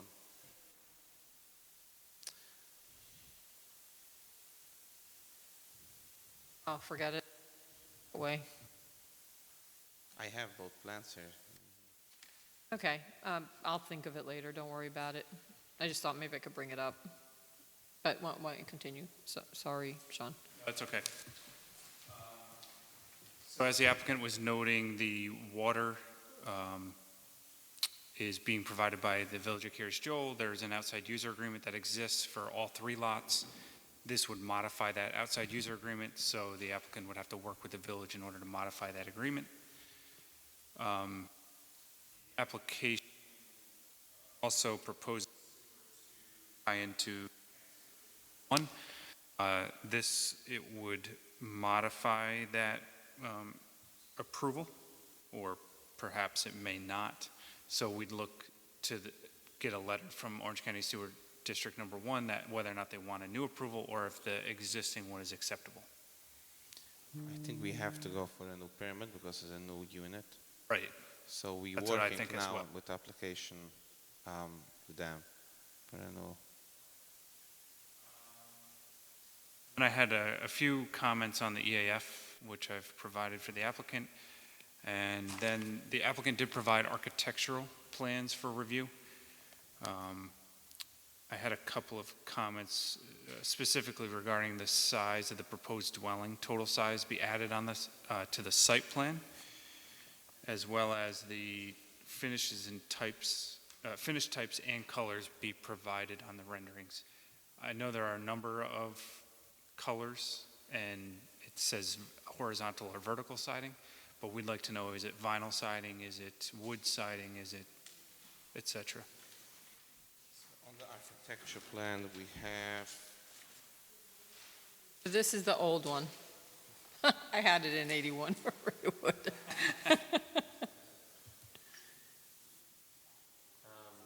this is not the final one. No, these are at 1.2 options, but I did, This is the final one. But it would it's be. not the full plans, just the option. I have the recorded map I could send you. So just on the architectural, if you see on A201, on the right side, for example, it says horizontal 8-inch Royal Crest white siding. Is that vinyl siding? Is that wood siding? Just being more clear as to what type of construction is being Okay. proposed. Materials. Materials, right. Thank you. Right, so white siding, say, vinyl siding, wood siding, hardy board. Okay, makes sense. We'll do that. Thank you. Anything else for any of the exterior elements that you haven't labeled? Just make sure you have color and material for everything. If there's lighting, the lighting fixtures and spec sheets.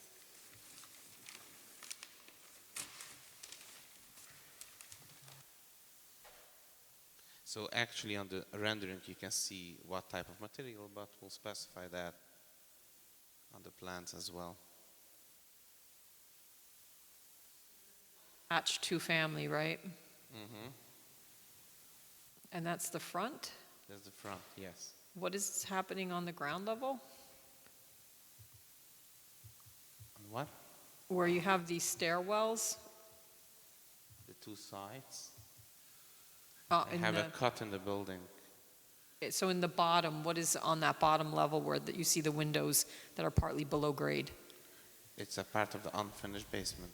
Unfinished basement? Yes. Okay, or is it living area? Not living area. Okay. As of the attention of the applicant. Yeah, I don't know that it matters. But do you indicate that's unfinished living area? Yes. Okay. Okay.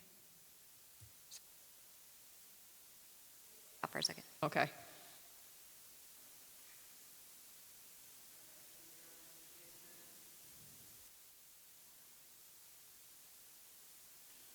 Do you have walkout area? No. Deck You can see on above. the elevations, all four sides elevations. I think we don't have, no, we don't have any walkout. Just the back's a little bit more exposed because the grade goes down, as we can see on the side elevations. Okay, so in the back, it's going down some more still? Not fully exposed, just a little bit, just like Yeah, there's a door. 2 feet. Yes, it's a door. It's steps going down. Yes, we have a stairwell goes down to the basement, but the full basement is not exposed. A walkout. Oh, I thought that walkout is that if the back of the building is the basement, fully walkout. Yeah, so my only point is that for purposes of knowing what the sewer is, the water, et cetera, if you can inhabit that space, if you wanted to put bedrooms down there, just to let us know now. It's not a matter of you can or can't, it's just, letting us know as part of the approval, that's all. So as part of the approval, the owner wants just to sell this and not do anything in the basement. Okay. So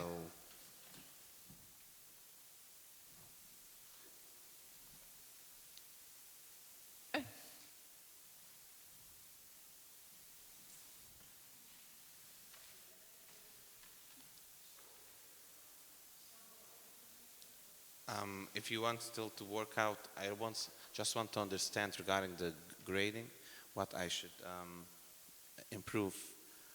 Did you have So if you could include, or if you could either superimpose the grading for the entirety of the subdivision on a sheet, or provide a separate sheet that shows all the grading that was approved. Was approved? Yes, preferably you would superimpose it with the proposed grading that you're doing now. Okay. So you want to see the grade how it was approved and what we changing now? Correct.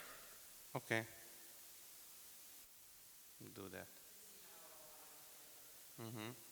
So basically, as I have now the two plans, as we have discussed, it's not so much different, just a little different because we're not doing now the work for lot 2.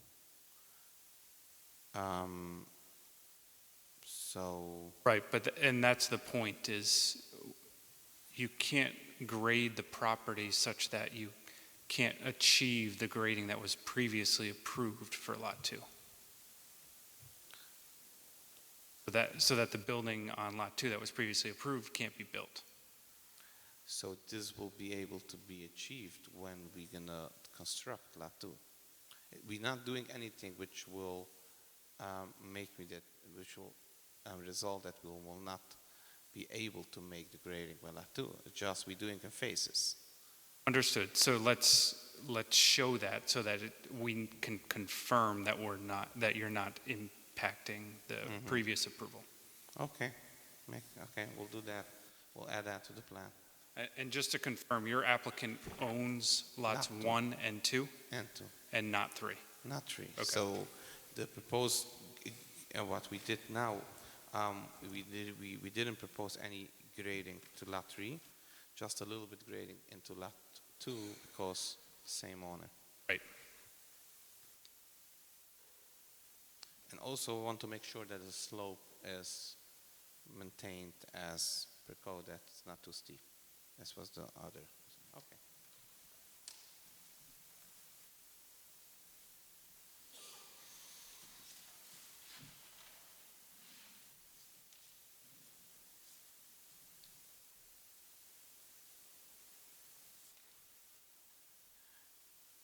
Just one question regarding the EAF.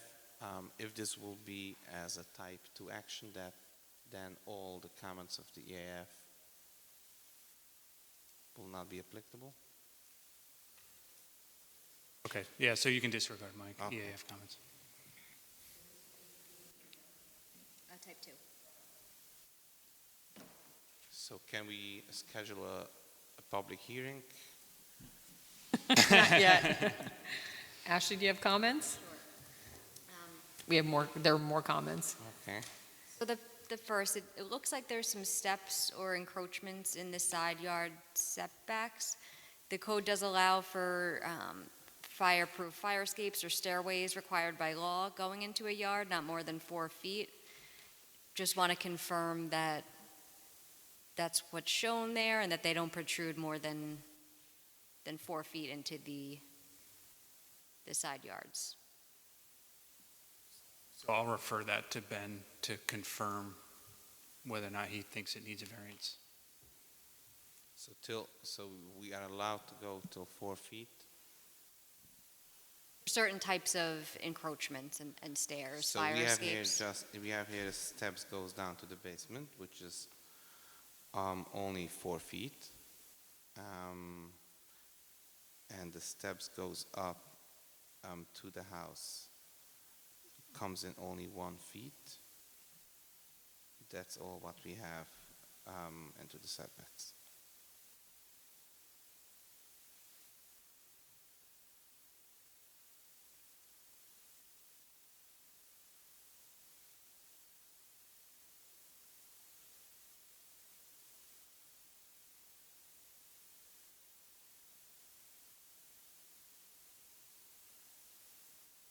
So that looks like that's 15 feet.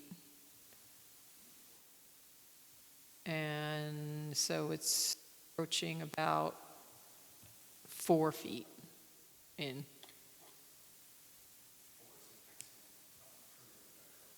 Okay.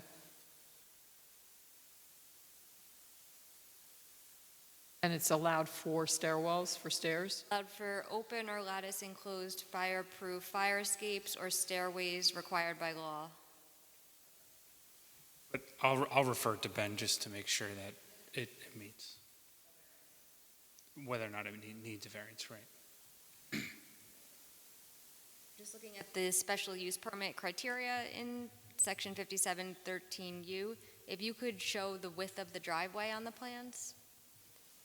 And then also it provides for the protection of woodland character. So I know when the subdivision was approved, I believe there was a tree plan.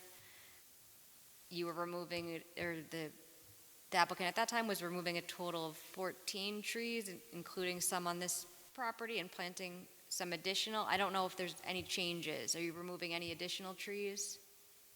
No, we're not doing any changes to the original landscaping plan. I think it's, I will make Could you sure it show should be that a part on? of the site Yeah, show plan the to show prior that. landscaping plan Okay.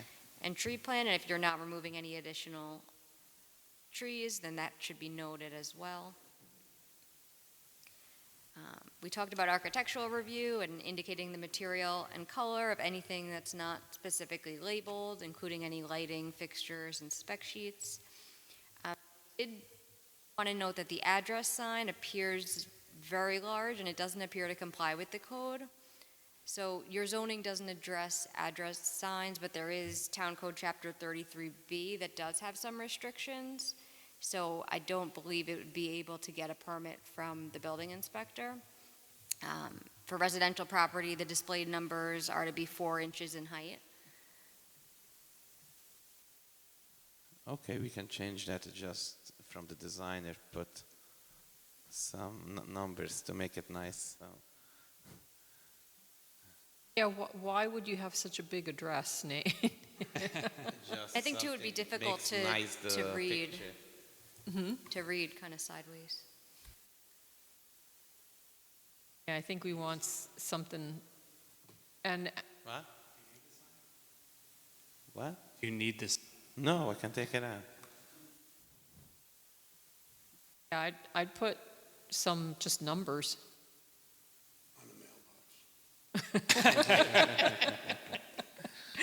Or you could put the numbers on each side of the unit, like, because actually for 911 purposes, won't there be 2 different addresses, possibly? A and 81 something. Yeah, I don't know with a 2-family, if they're both 81 or if it's 81 and 83. It's usually unit 10, When you don't- 201, 202. Okay.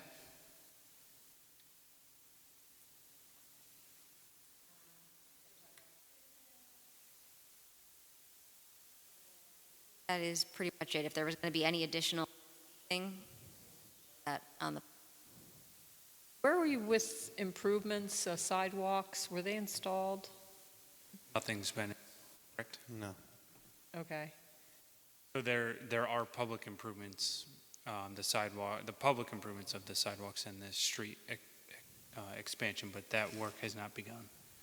You have a Correct. bond for that? There is a performance security for that. Be aware of that because your improvements are overlapping with the other approval. And the performance bond is going to be in the would have been in the name of the original, right, owner? And now it's a different owner? Or is there? No, lot 1. operation It is the same? as the original. Yes. But one There's has one has of been the 3 sold. parcels has a new owner, but 2 of them are still under the original ownership. This happens somewhere else, so we have a surety for improvements that are supposed to be done to all 3 lots by that applicant that had gotten the original approval, right? Let's say there was a sidewalk going across all 3. So the bond is for all 3. Now there's 2 owned by that same applicant, 1 has been sold.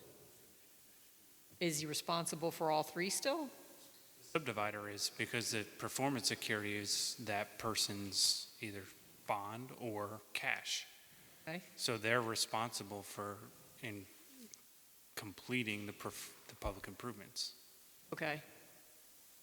So. regardless if they sell all 3 lots or not. Okay. So it's still on the subdivider. Right. Yeah, whether they pass it along and if they sell it and then have that person do the actual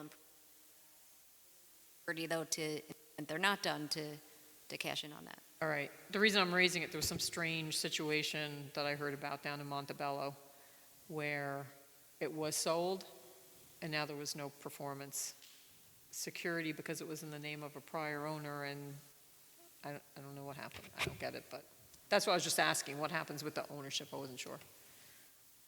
Ownership change. All right. Anything else, Ashley? That's it. Any comments? None? We're going to see this one again. So we can make a motion to type this action type 2 for seeker purposes. So it's not subject to. I'll make that motion. May I have a second? Second. Ken, Aye. Pat Shea, Aye. Connie France, Aye. Bob Garstack, Aye. Lou Rivera. Aye. Thank you.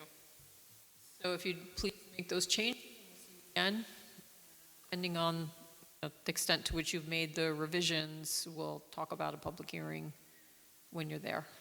Okay, All thank right. you so much. and Thank good you. night, Have a good one. everyone. All right. Next item on the agenda, 127 Seven Springs.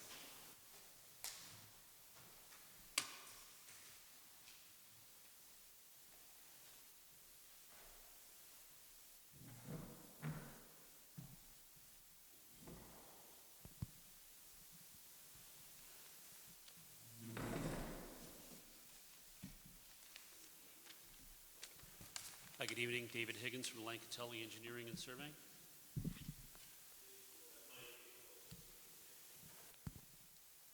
David Higgins, Lankentelli Engineering and Surveying. You were with? Lipa, Lipa Deutsch. AKA Lipa. So, John Queenan couldn't make it here today. Fortunately for him, he's on vacation. So I'm here in his stead. As I understand it, the board has already granted a negative declaration for this three-lot subdivision. They had a public hearing, which I believe was last month. And I know that we had some comments come in on the submitted plans. I believe that the comments that came in from the town's landscape architect, looks like they were based on the prior plan submission. I'm not sure if the board was aware of that or not, but it looks like the comments that Karen had in that letter, I do believe that the submission that was made in July would have addressed all of those comments, I believe.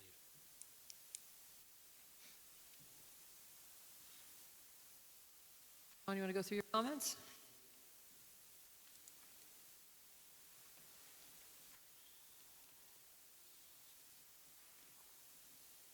So the applicant revised the SWIP pursuant to our last comments. Based on the revised SWIP, we take no exception to that SWIP. So essentially, the stormwater is adequate from our perspective at this point. However, kind of looking forward, there are a number of drainage improvements that are shared between all three lots. So I've asked the applicant to address who will be required to maintain those in perpetuity, excuse me, so that we can incorporate that into a stormwater management agreement.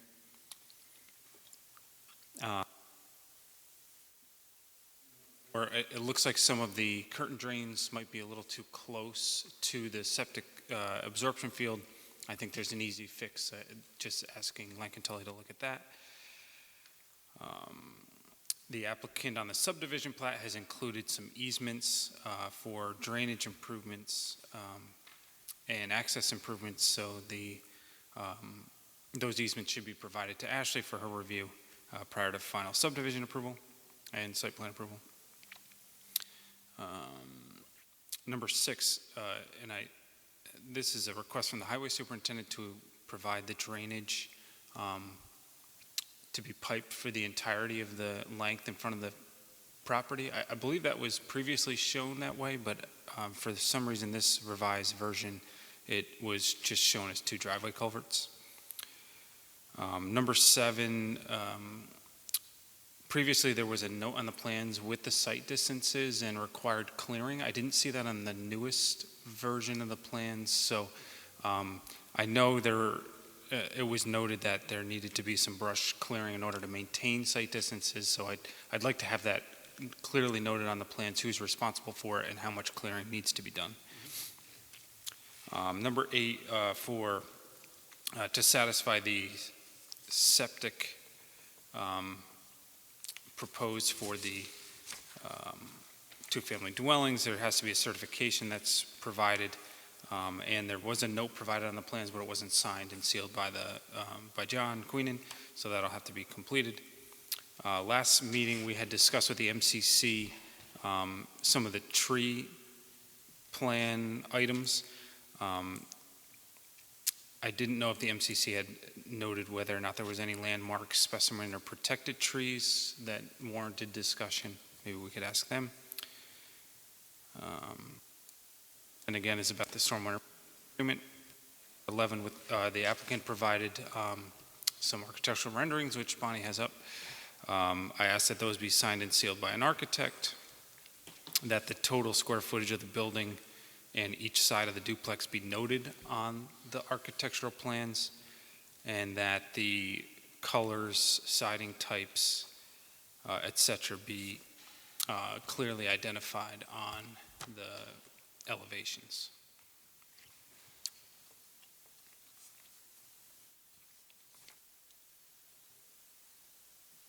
Ashley? At the last planning board meeting, you closed the public hearing. The applicant did agree to extend the 62-day timeframe for the planning board to make a decision. So the applicant did indicate they'd be submitting a letter just confirming that. So I'd ask that you just submit that letter with your next submission. I did have a couple of just minor typo cleanup things for some of the map note language that I'll just email you. I think that would be easier.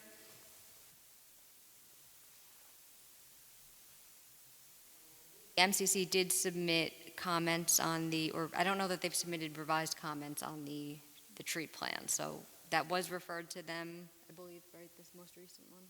Because I know that the original one went, and then they wanted to see the revised one. So they do have 30 days from referral to give comments on that. Did you all get a chance to? That's still reviewing, so I think last discussion we had asked about a sidewalk. Okay. Have you scheduled a site walk, or it hasn't happened? Okay, Will be available anytime. okay. So I think, yeah, you just, MCC can contact the applicant's representative and go when you're ready. Okay, because this one's already, the public hearing's closed, so it'd be good to advance that. So the architectural drawings, they do identify the three options. So the applicant should confirm if each dwelling is going to have one of those three options, rather than allowing, each to choose their own, that it'll be three, one of each as proposed, and not that they could pick and choose. And also, if you could add there's some elements of the architecturals that weren't labeled. I think the windows, doors, any lighting fixtures, the color of the concrete staircase, etc. So in other words, whoever purchases that particular unit will have one of these options they can work with, so that they're not all the same. It's up to them. Yes. Okay.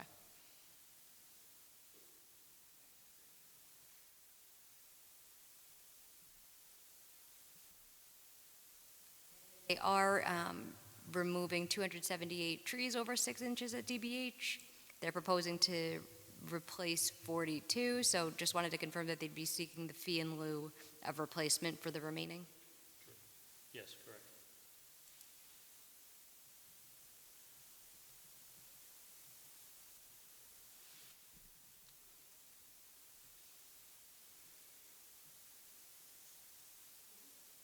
Can we just see Hartman design?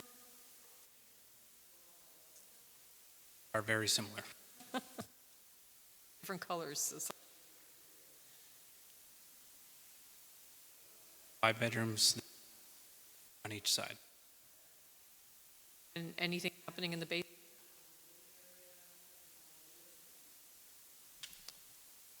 I don't think so, but Room.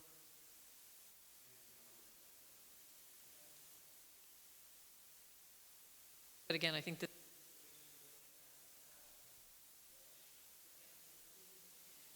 Would be, right. But if they add any bedrooms, that'll affect the septic system.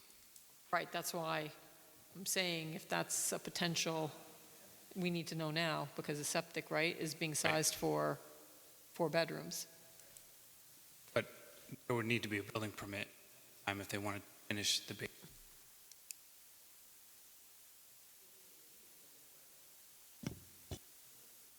So either that, or we have to put a note that says they can't use that for bedrooms unless they come back to the planning board.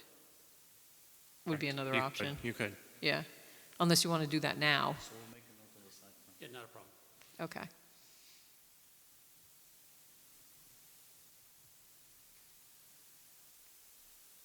So at this point, we need some changes, and we don't have a site plan resolution yet, do we? Okay. Are we getting close? Can we? So is everybody good with Ashley drafting a site plan resolution for Would the be next actually meeting? subdivision, A site subdivision, plan, sorry. and special permit. Yeah, all three. Good? Yeah? Okay. Okay. So do you have any comments or No, questions? we appreciate your time. Okay, and giving then us- just let, please get in touch with MCC or vice versa, We'll make sure. and we'll start drafting something up. Okay? Great. Okay, thanks so much. Have a Thank good you, night. good night. Thank you. All right, is Home Depot here? All right. We're going, I didn't see anyone that looked like they were, what, they knew they were on the agenda? Okay. Well, that makes life easier. Before we get to tree preservation, which Sean and Ashley, you don't have to stay here for that, unless you want to. Did you get a copy to review of the law? I did, yep. Okay. Did you have comments, or not this time? I don't, Okay. I mean, I think the board, yeah, it's really, Yeah, I have some questions, potential edits, but then let's skip to Blooming Grove Project, Marycrest. Is this just being referred for an opinion, or do we have some aspect of approval over this? I thought you were just or no, I'm sorry, was this being referred because I think the county wanted planning board input, is that correct? County wanted to make sure the board was aware of the project.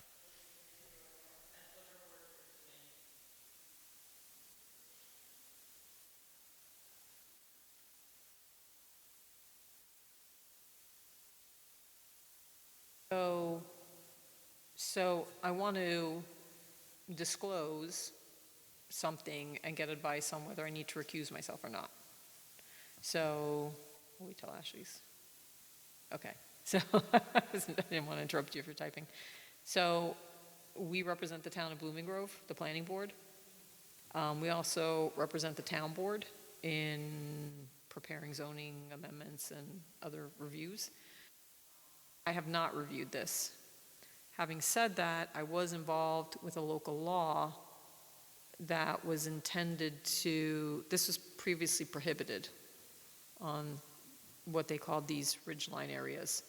And the town board revised the zoning to allow this to happen, but subject to site plan review.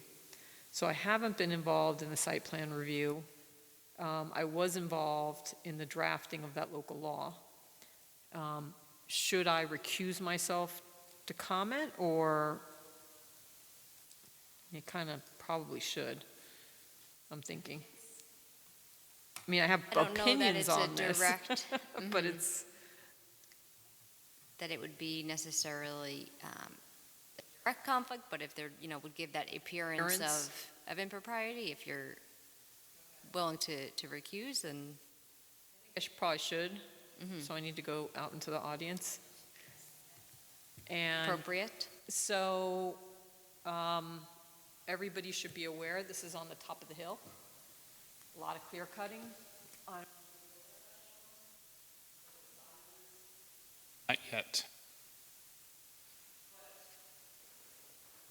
But I've heard about the project.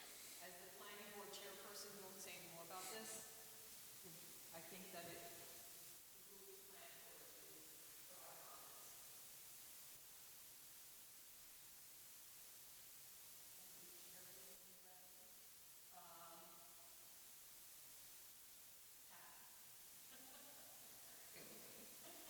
At tonight, Pat.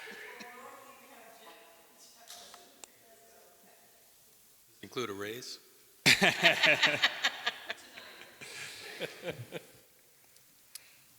Okay, so, the question, what is the question we're facing here?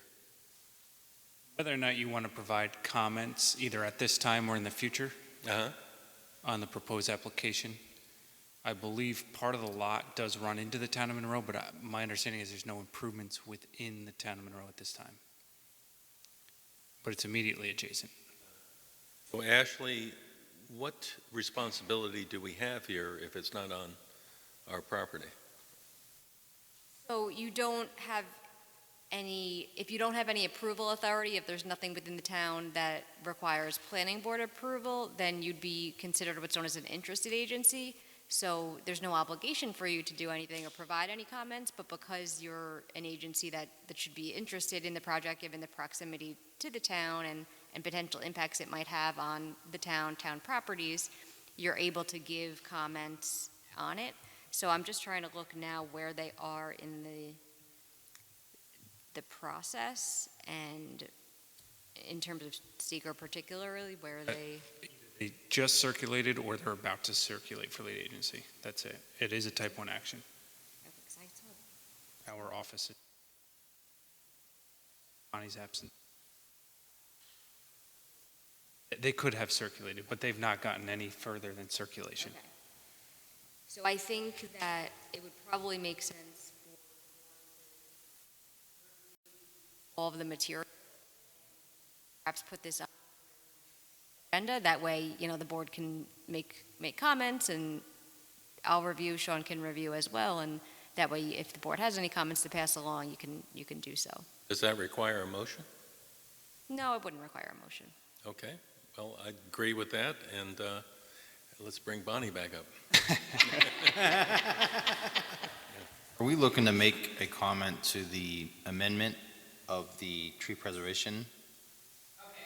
Or are we saying, after our comments on the code, it's specific to our project? Nope, this is a separate project proposed in the town of Blooming Grove. This is Mary So Crest. there's the Mary Crest Solar, yes. Yeah, so we weren't talking about the tree preservation law yet. This was just about the Mary Crest project. Ask, how can,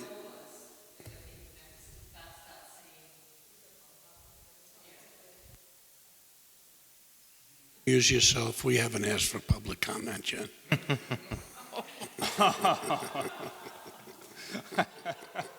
the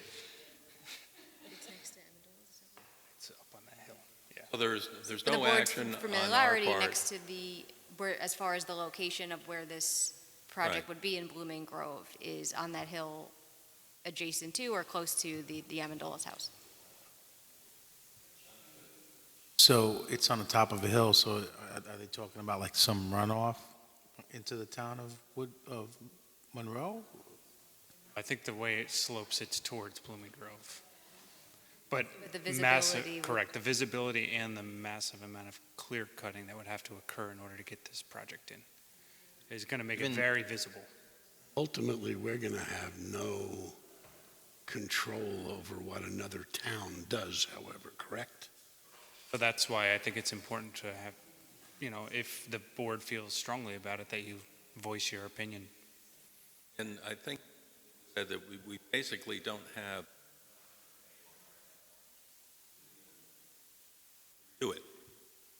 I think you do have some Louise. materials that have been submitted. I just don't know that everyone's had an opportunity to review that. So I think the board, you'll want to review that to be able to have, exactly. So is anyone that?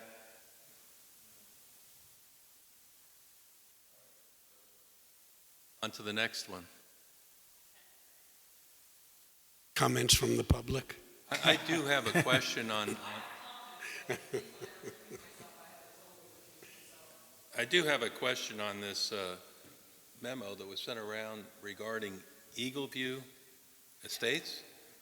Doesn't that directly answer what that lady was looking for? So I don't think so, because the way I read it, it was to screen the retaining walls that are along the front facing Lakes Road and then facing each proposed dwelling.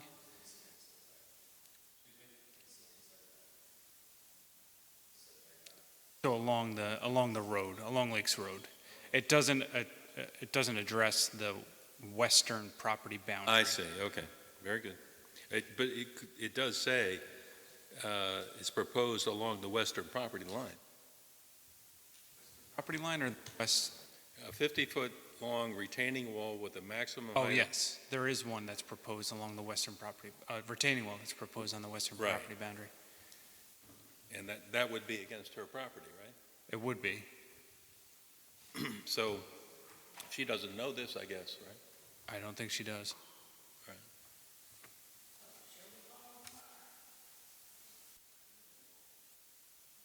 Well, On the tree she- preservation, oh, sorry. No, Go go. ahead.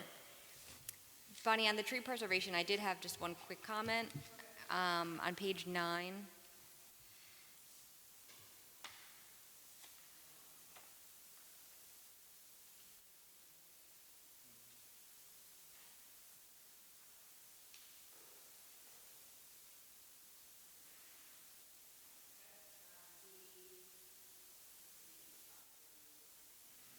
might be, we had done some revision. Paragraph D, where it talks about trees permitted, tree plan permitted removals without mitigation. Yes. So under number 2, I think, still on that one, so sub 2 under D. Yeah. I think it would make sense to revise the beginning of that to say, for site plans and special use permits other than single-family detached dwellings, two-family detached dwellings, and places of worship, and then delete the end for special use permits at the end, because two families and places of worship, I believe, require special permits, so I wouldn't want to get into a situation of which one would control.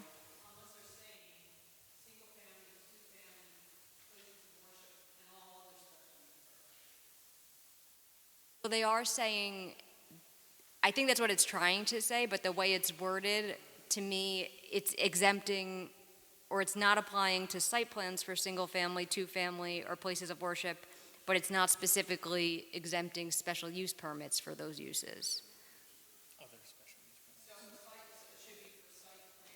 And special use permits other than single-family, even though I don't think there's ever a scenario where you need a special use permit for single-family. Definitely for two-family. For two-family and places of worship, you do.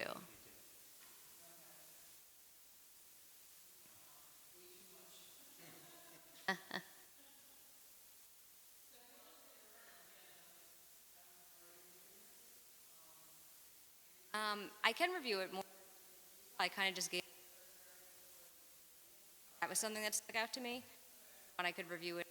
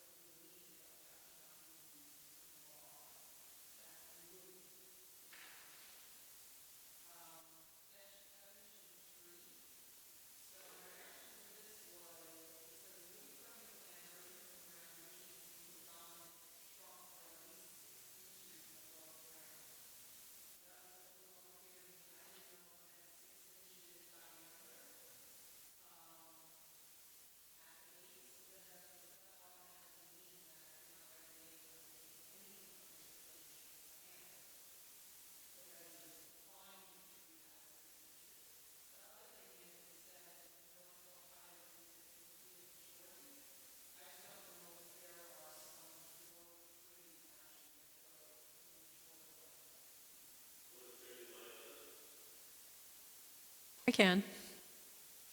So I have, what does this mean? You know, there's dwarf flowering trees. So this tree definition, I'd like to examine a little more.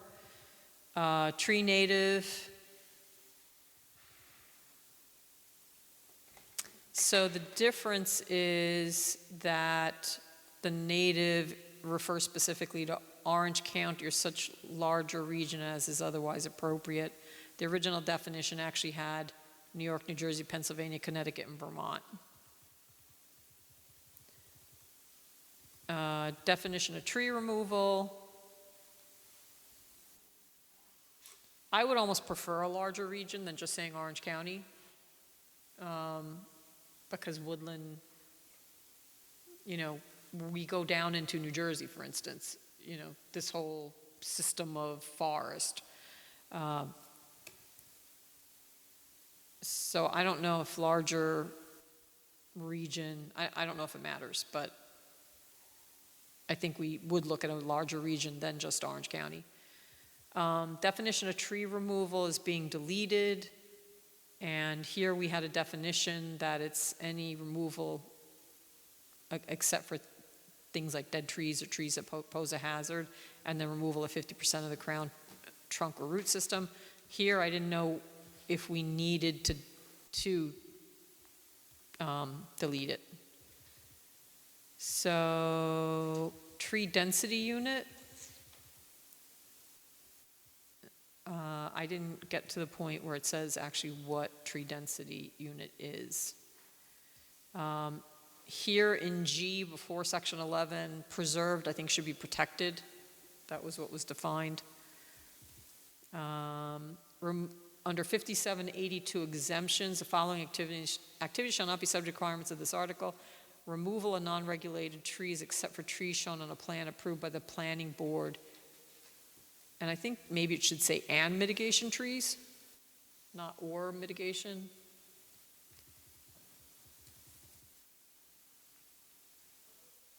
That's under 5782. Yep, exemptions. So it's A. If you could look at whether after planning board it's or and.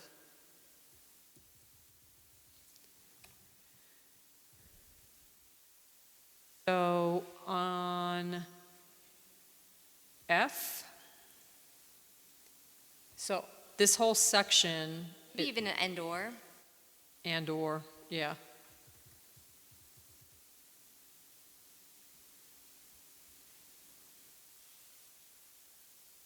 And under F, so these are all supposed to be exceptions, and it says removal of dead or dying trees subject to the following conditions. But then it says where living regulated trees are proposed to be removed at the same time as dead or dying trees, a tree removal permit shall be required. So then it's not really an exemption. Exemption would be removal of dead or dying trees where no living trees are proposed to be removed at the same time. Right, something like that. Under F sub paragraph 2, instead of saying where the building inspector is unable to ascertain the state, I would say the condition of the tree.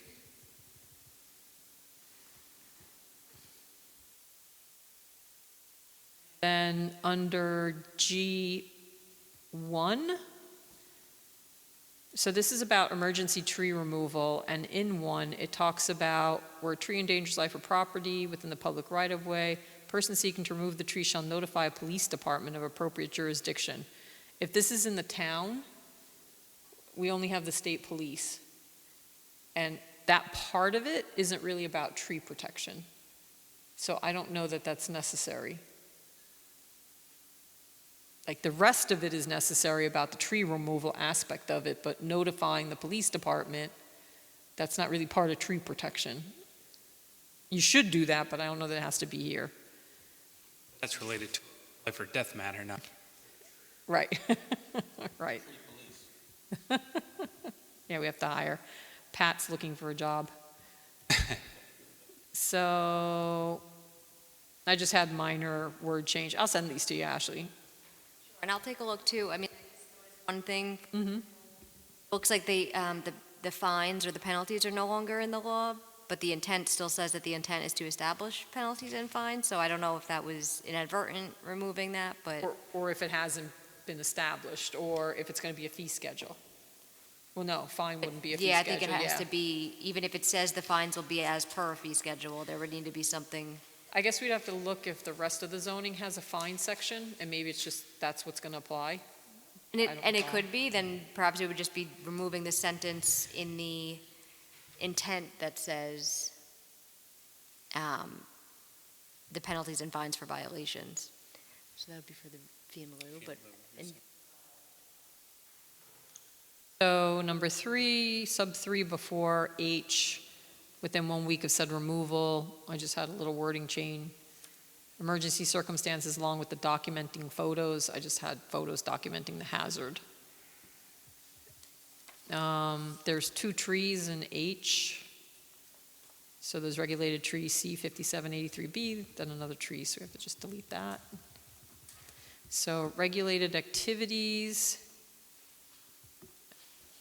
So under 5783A, regulated activities, it said no person, governmental agency, or institution shall remove or endanger a tree as described hereafter, except in accordance with the tree plan.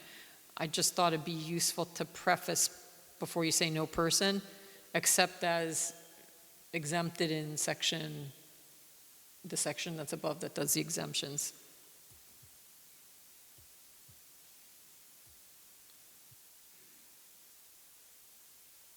So 8, I guess for me it was how would this be implemented? Extensive removal of smaller trees not regulated under these provisions, under the provisions of this chapter, that result in the toppling of regulated trees by removing a supporting windshielding canopy.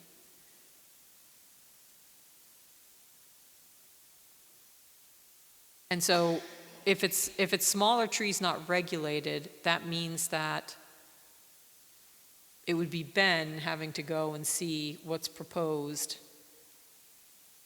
Well, no, if it's not regulated, who's going to actually be able to make this determination?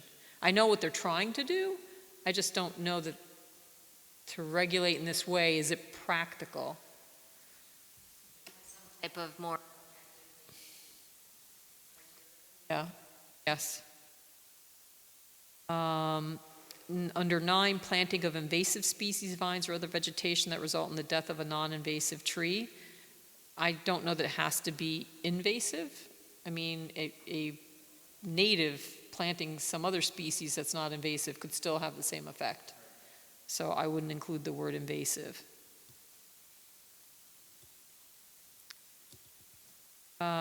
Regulated trees, so the following trees shall be deemed to be regulated under the provisions of this section. Trees greater than 3 inches located over slopes greater than 30%, except for invasive species. I don't know that that needs to be said, because I think earlier. That's more about protecting the slope. Right. Invasive species, nothing is better. True, than nothing. So, and plus, I think we already say invasive species, I think we say something about them, so I don't know that we have to say it here. So tree removal permit, when tree removal is proposed but not as part of a land use application, I think we should probably define what a land use application is, or just say site plan, subdivision, special use permit, whatever it is. Yeah, anything requiring planning board approval.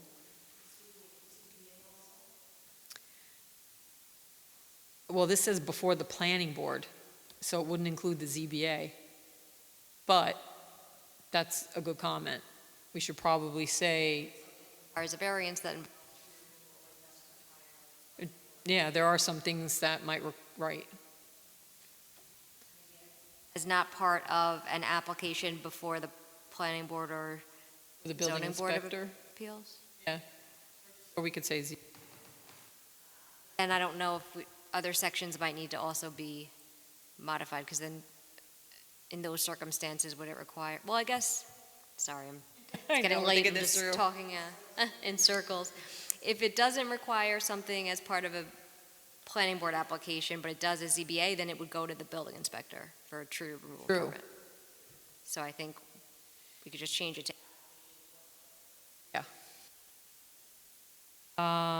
Okay, so this was a substantive comment. Why this number? So the number that where tree removal is proposed, a tree removal permit, so it doesn't involve the planning board, may be issued by the building inspector authorizing the removal of less than 25 regulated trees in any calendar year. So 25 seems like a lot to me.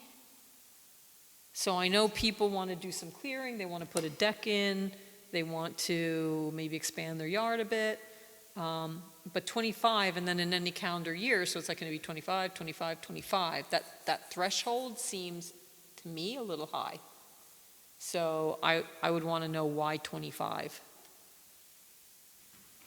Clear and a half acre with, let's say if you got 25 6-inch trees, what's the root diameter of that amount of trees? Is that equivalent to about a half acre clearing? I don't know. I don't know. Thinking about who was the what was the application? Like if we want to envision tree clearing for a house, think about the ones on Harriman Heights Road. Harriman Heights Road, exactly. Because that was all wooded, and there was such a mixture of There's not a tree left. not even some that they were supposed to keep, I believe. I can't remember. Yeah, there were supposed to be some that were left. Right as you're coming up from 17M, Harriman Heights on the left-hand side. And removal of any one, so this was just a grammatical.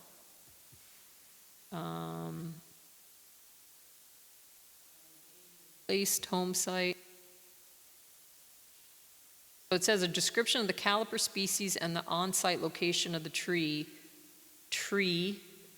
or trees, I think it's supposed to be trees, to be planted and replacement identified on a survey of aerial photograph of the property. But if this is just a homeowner that is clearing 25 trees because they want to put a deck on, are they going to have a replacement? Are they going to have an area to do replacement? They have the alternative. Yeah, it says a replacement trees are proposed to be planted off-site if a fee in lieu. So I think this 2, 3, and 4 should probably be lumped together under a number and then like Roman numeral 1, 2, 3. Because these are all the options under what you do for cutting the trees. Reason for tree removal, you're supposed to indicate. So a Part 1 short environmental assessment form. So the reason I think this is being asked is because later on, if you read the law, it talks about, are you in an area that is potential habitat for the northern long-eared bat? So you submit the EAF mapper to see if you're in the northern long-eared bat habitat area, and then you might have that tree note provided where you can't cut unless it's during that time frame. But if it's just 1 or 2 trees, well, this is actually regulating more than, I guess, 25, because you can up to 25 permit. Up more than 25, you need a permit. Less than 25, you don't. I think that's just limiting the building inspector's kind of grant a permit for only approvals. up to 25. Okay. So my only comment, and I put this comment in before I saw what the intent was, if it's a building inspector issuing a tree permit, because that's not discretionary, I don't think there is a EAF. So I think probably right in here, if we're going to ask for the EAF, as a reason to determine whether it's in the northern long-eared bat habitat, we should say that's the purpose, so no one thinks that the building inspector's doing seeker. So then this gets referred to the Monroe Conservation Commission. It's just grammatical.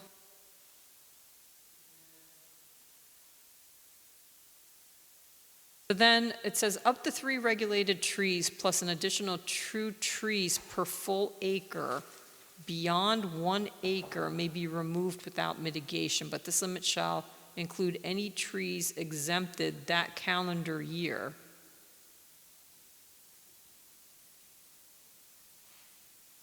So that means that you don't have to mitigate up to 25 trees, I believe. Right, because that's the calendar year, right? So if you're beyond 25 years, am I reading this right? 25 trees per calendar year. So I don't think you have to mitigate 25 trees, but then beyond that, you do. Because it says, but this limit shall include any trees exempted that calendar year. It says up to 3 regulated trees plus an additional 2 trees per full acre beyond 1 acre may be removed without mitigation. So this whole section, I think, is difficult to interpret. And I think we should look at that.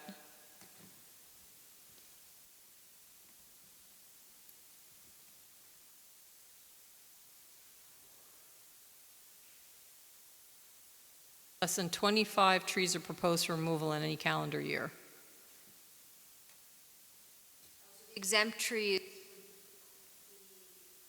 to remove up to 3 regulated trees in any calendar year, except for landmark, protected, or specimen trees. So that's that 5282H, that's what that refers to. So I think it would be up to 3 regulated trees, plus an additional 2 per full acre beyond 1 acre.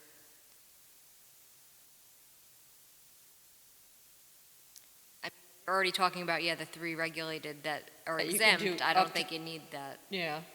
Maybe it'd be up to 3 regulated trees pursuant to 5782H plus an additional. There's like different references to what you can and can't do throughout, and for me, it's hard to follow. And then 4 is less than 25 trees are proposed for removal in any calendar year.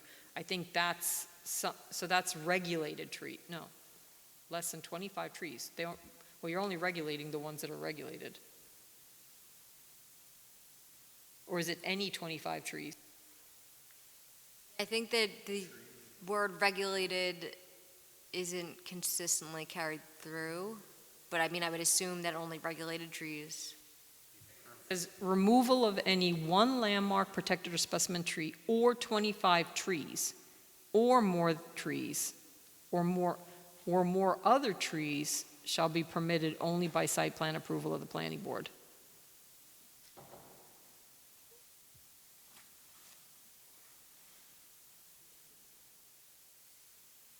Then when you hit 26, it doesn't matter what the combination is, it's saying.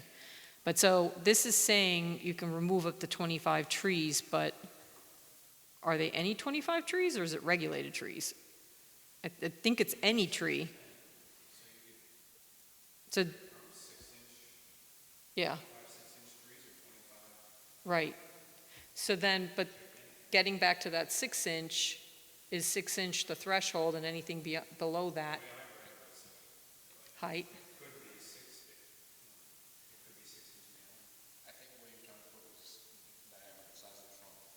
That's what I think, that it is the diameter. It's at a ground level, and everywhere else it references DBH. Yeah. So, Can I say you sat back and that's to the commission, so we can kind of get cleaned up a little bit? Yeah. But this is a woody perennial plant emerging from the ground, usually in a single dominant trunk, for at least 6 inches above the ground. So that it's a single stem and then it becomes? Like, so in other words, if it's multi-trunk. Okay, so it doesn't have, okay. I think we could probably make that a little clearer. And if there are images, that can help. So I can find images to insert, because sometimes a picture speaks more than. Right, right. But I will tell you that my birches, it's not like, my birches don't start with a single,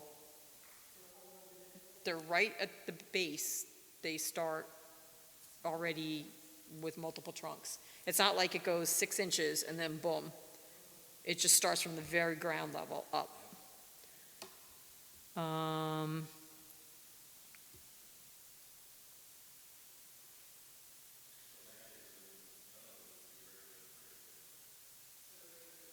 Birch.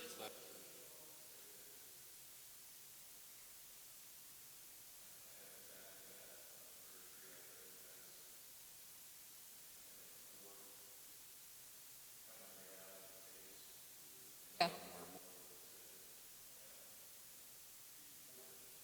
I have met.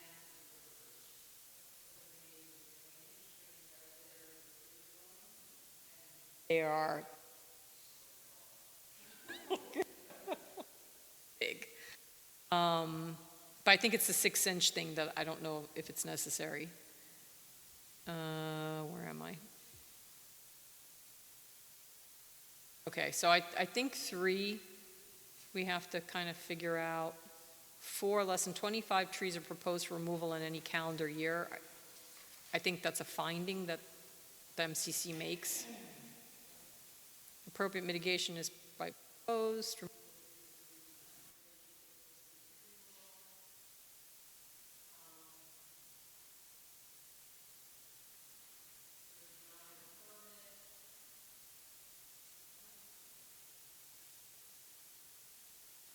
Oh, so this had to do with that Indiana.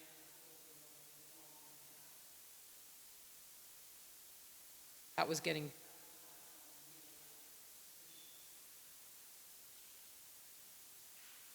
Okay, so it talks about tree plant elsewhere.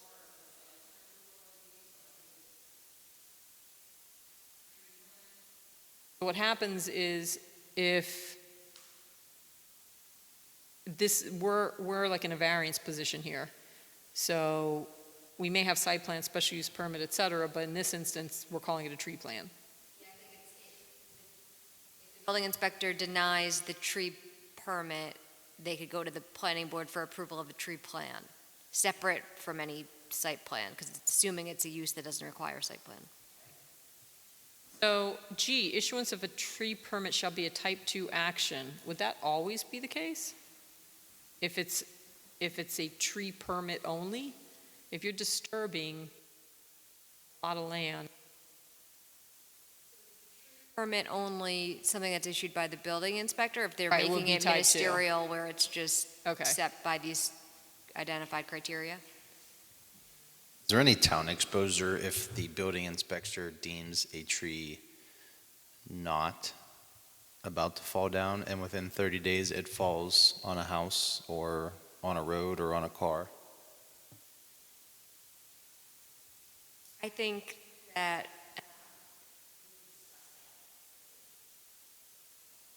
I was thinking just that I have a tree really set back right next,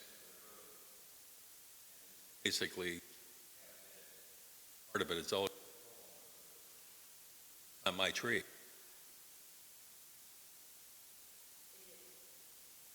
Call the state police. right away, or, yeah. Yeah, because it depends. If it is something that's a, danger, it should be reported to whoever's in the. Highway super. But Dylan, did you mean for if someone says, I want to remove this tree because it's gonna, it's dangerous, and they say no, and. Well, then we'll just always. I think it is in consultation.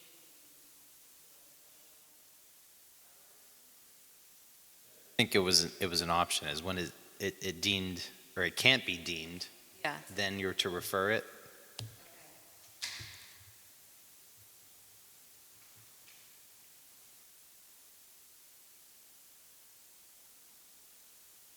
So getting back to what's a regulated tree in B, I think 12 inches is very large.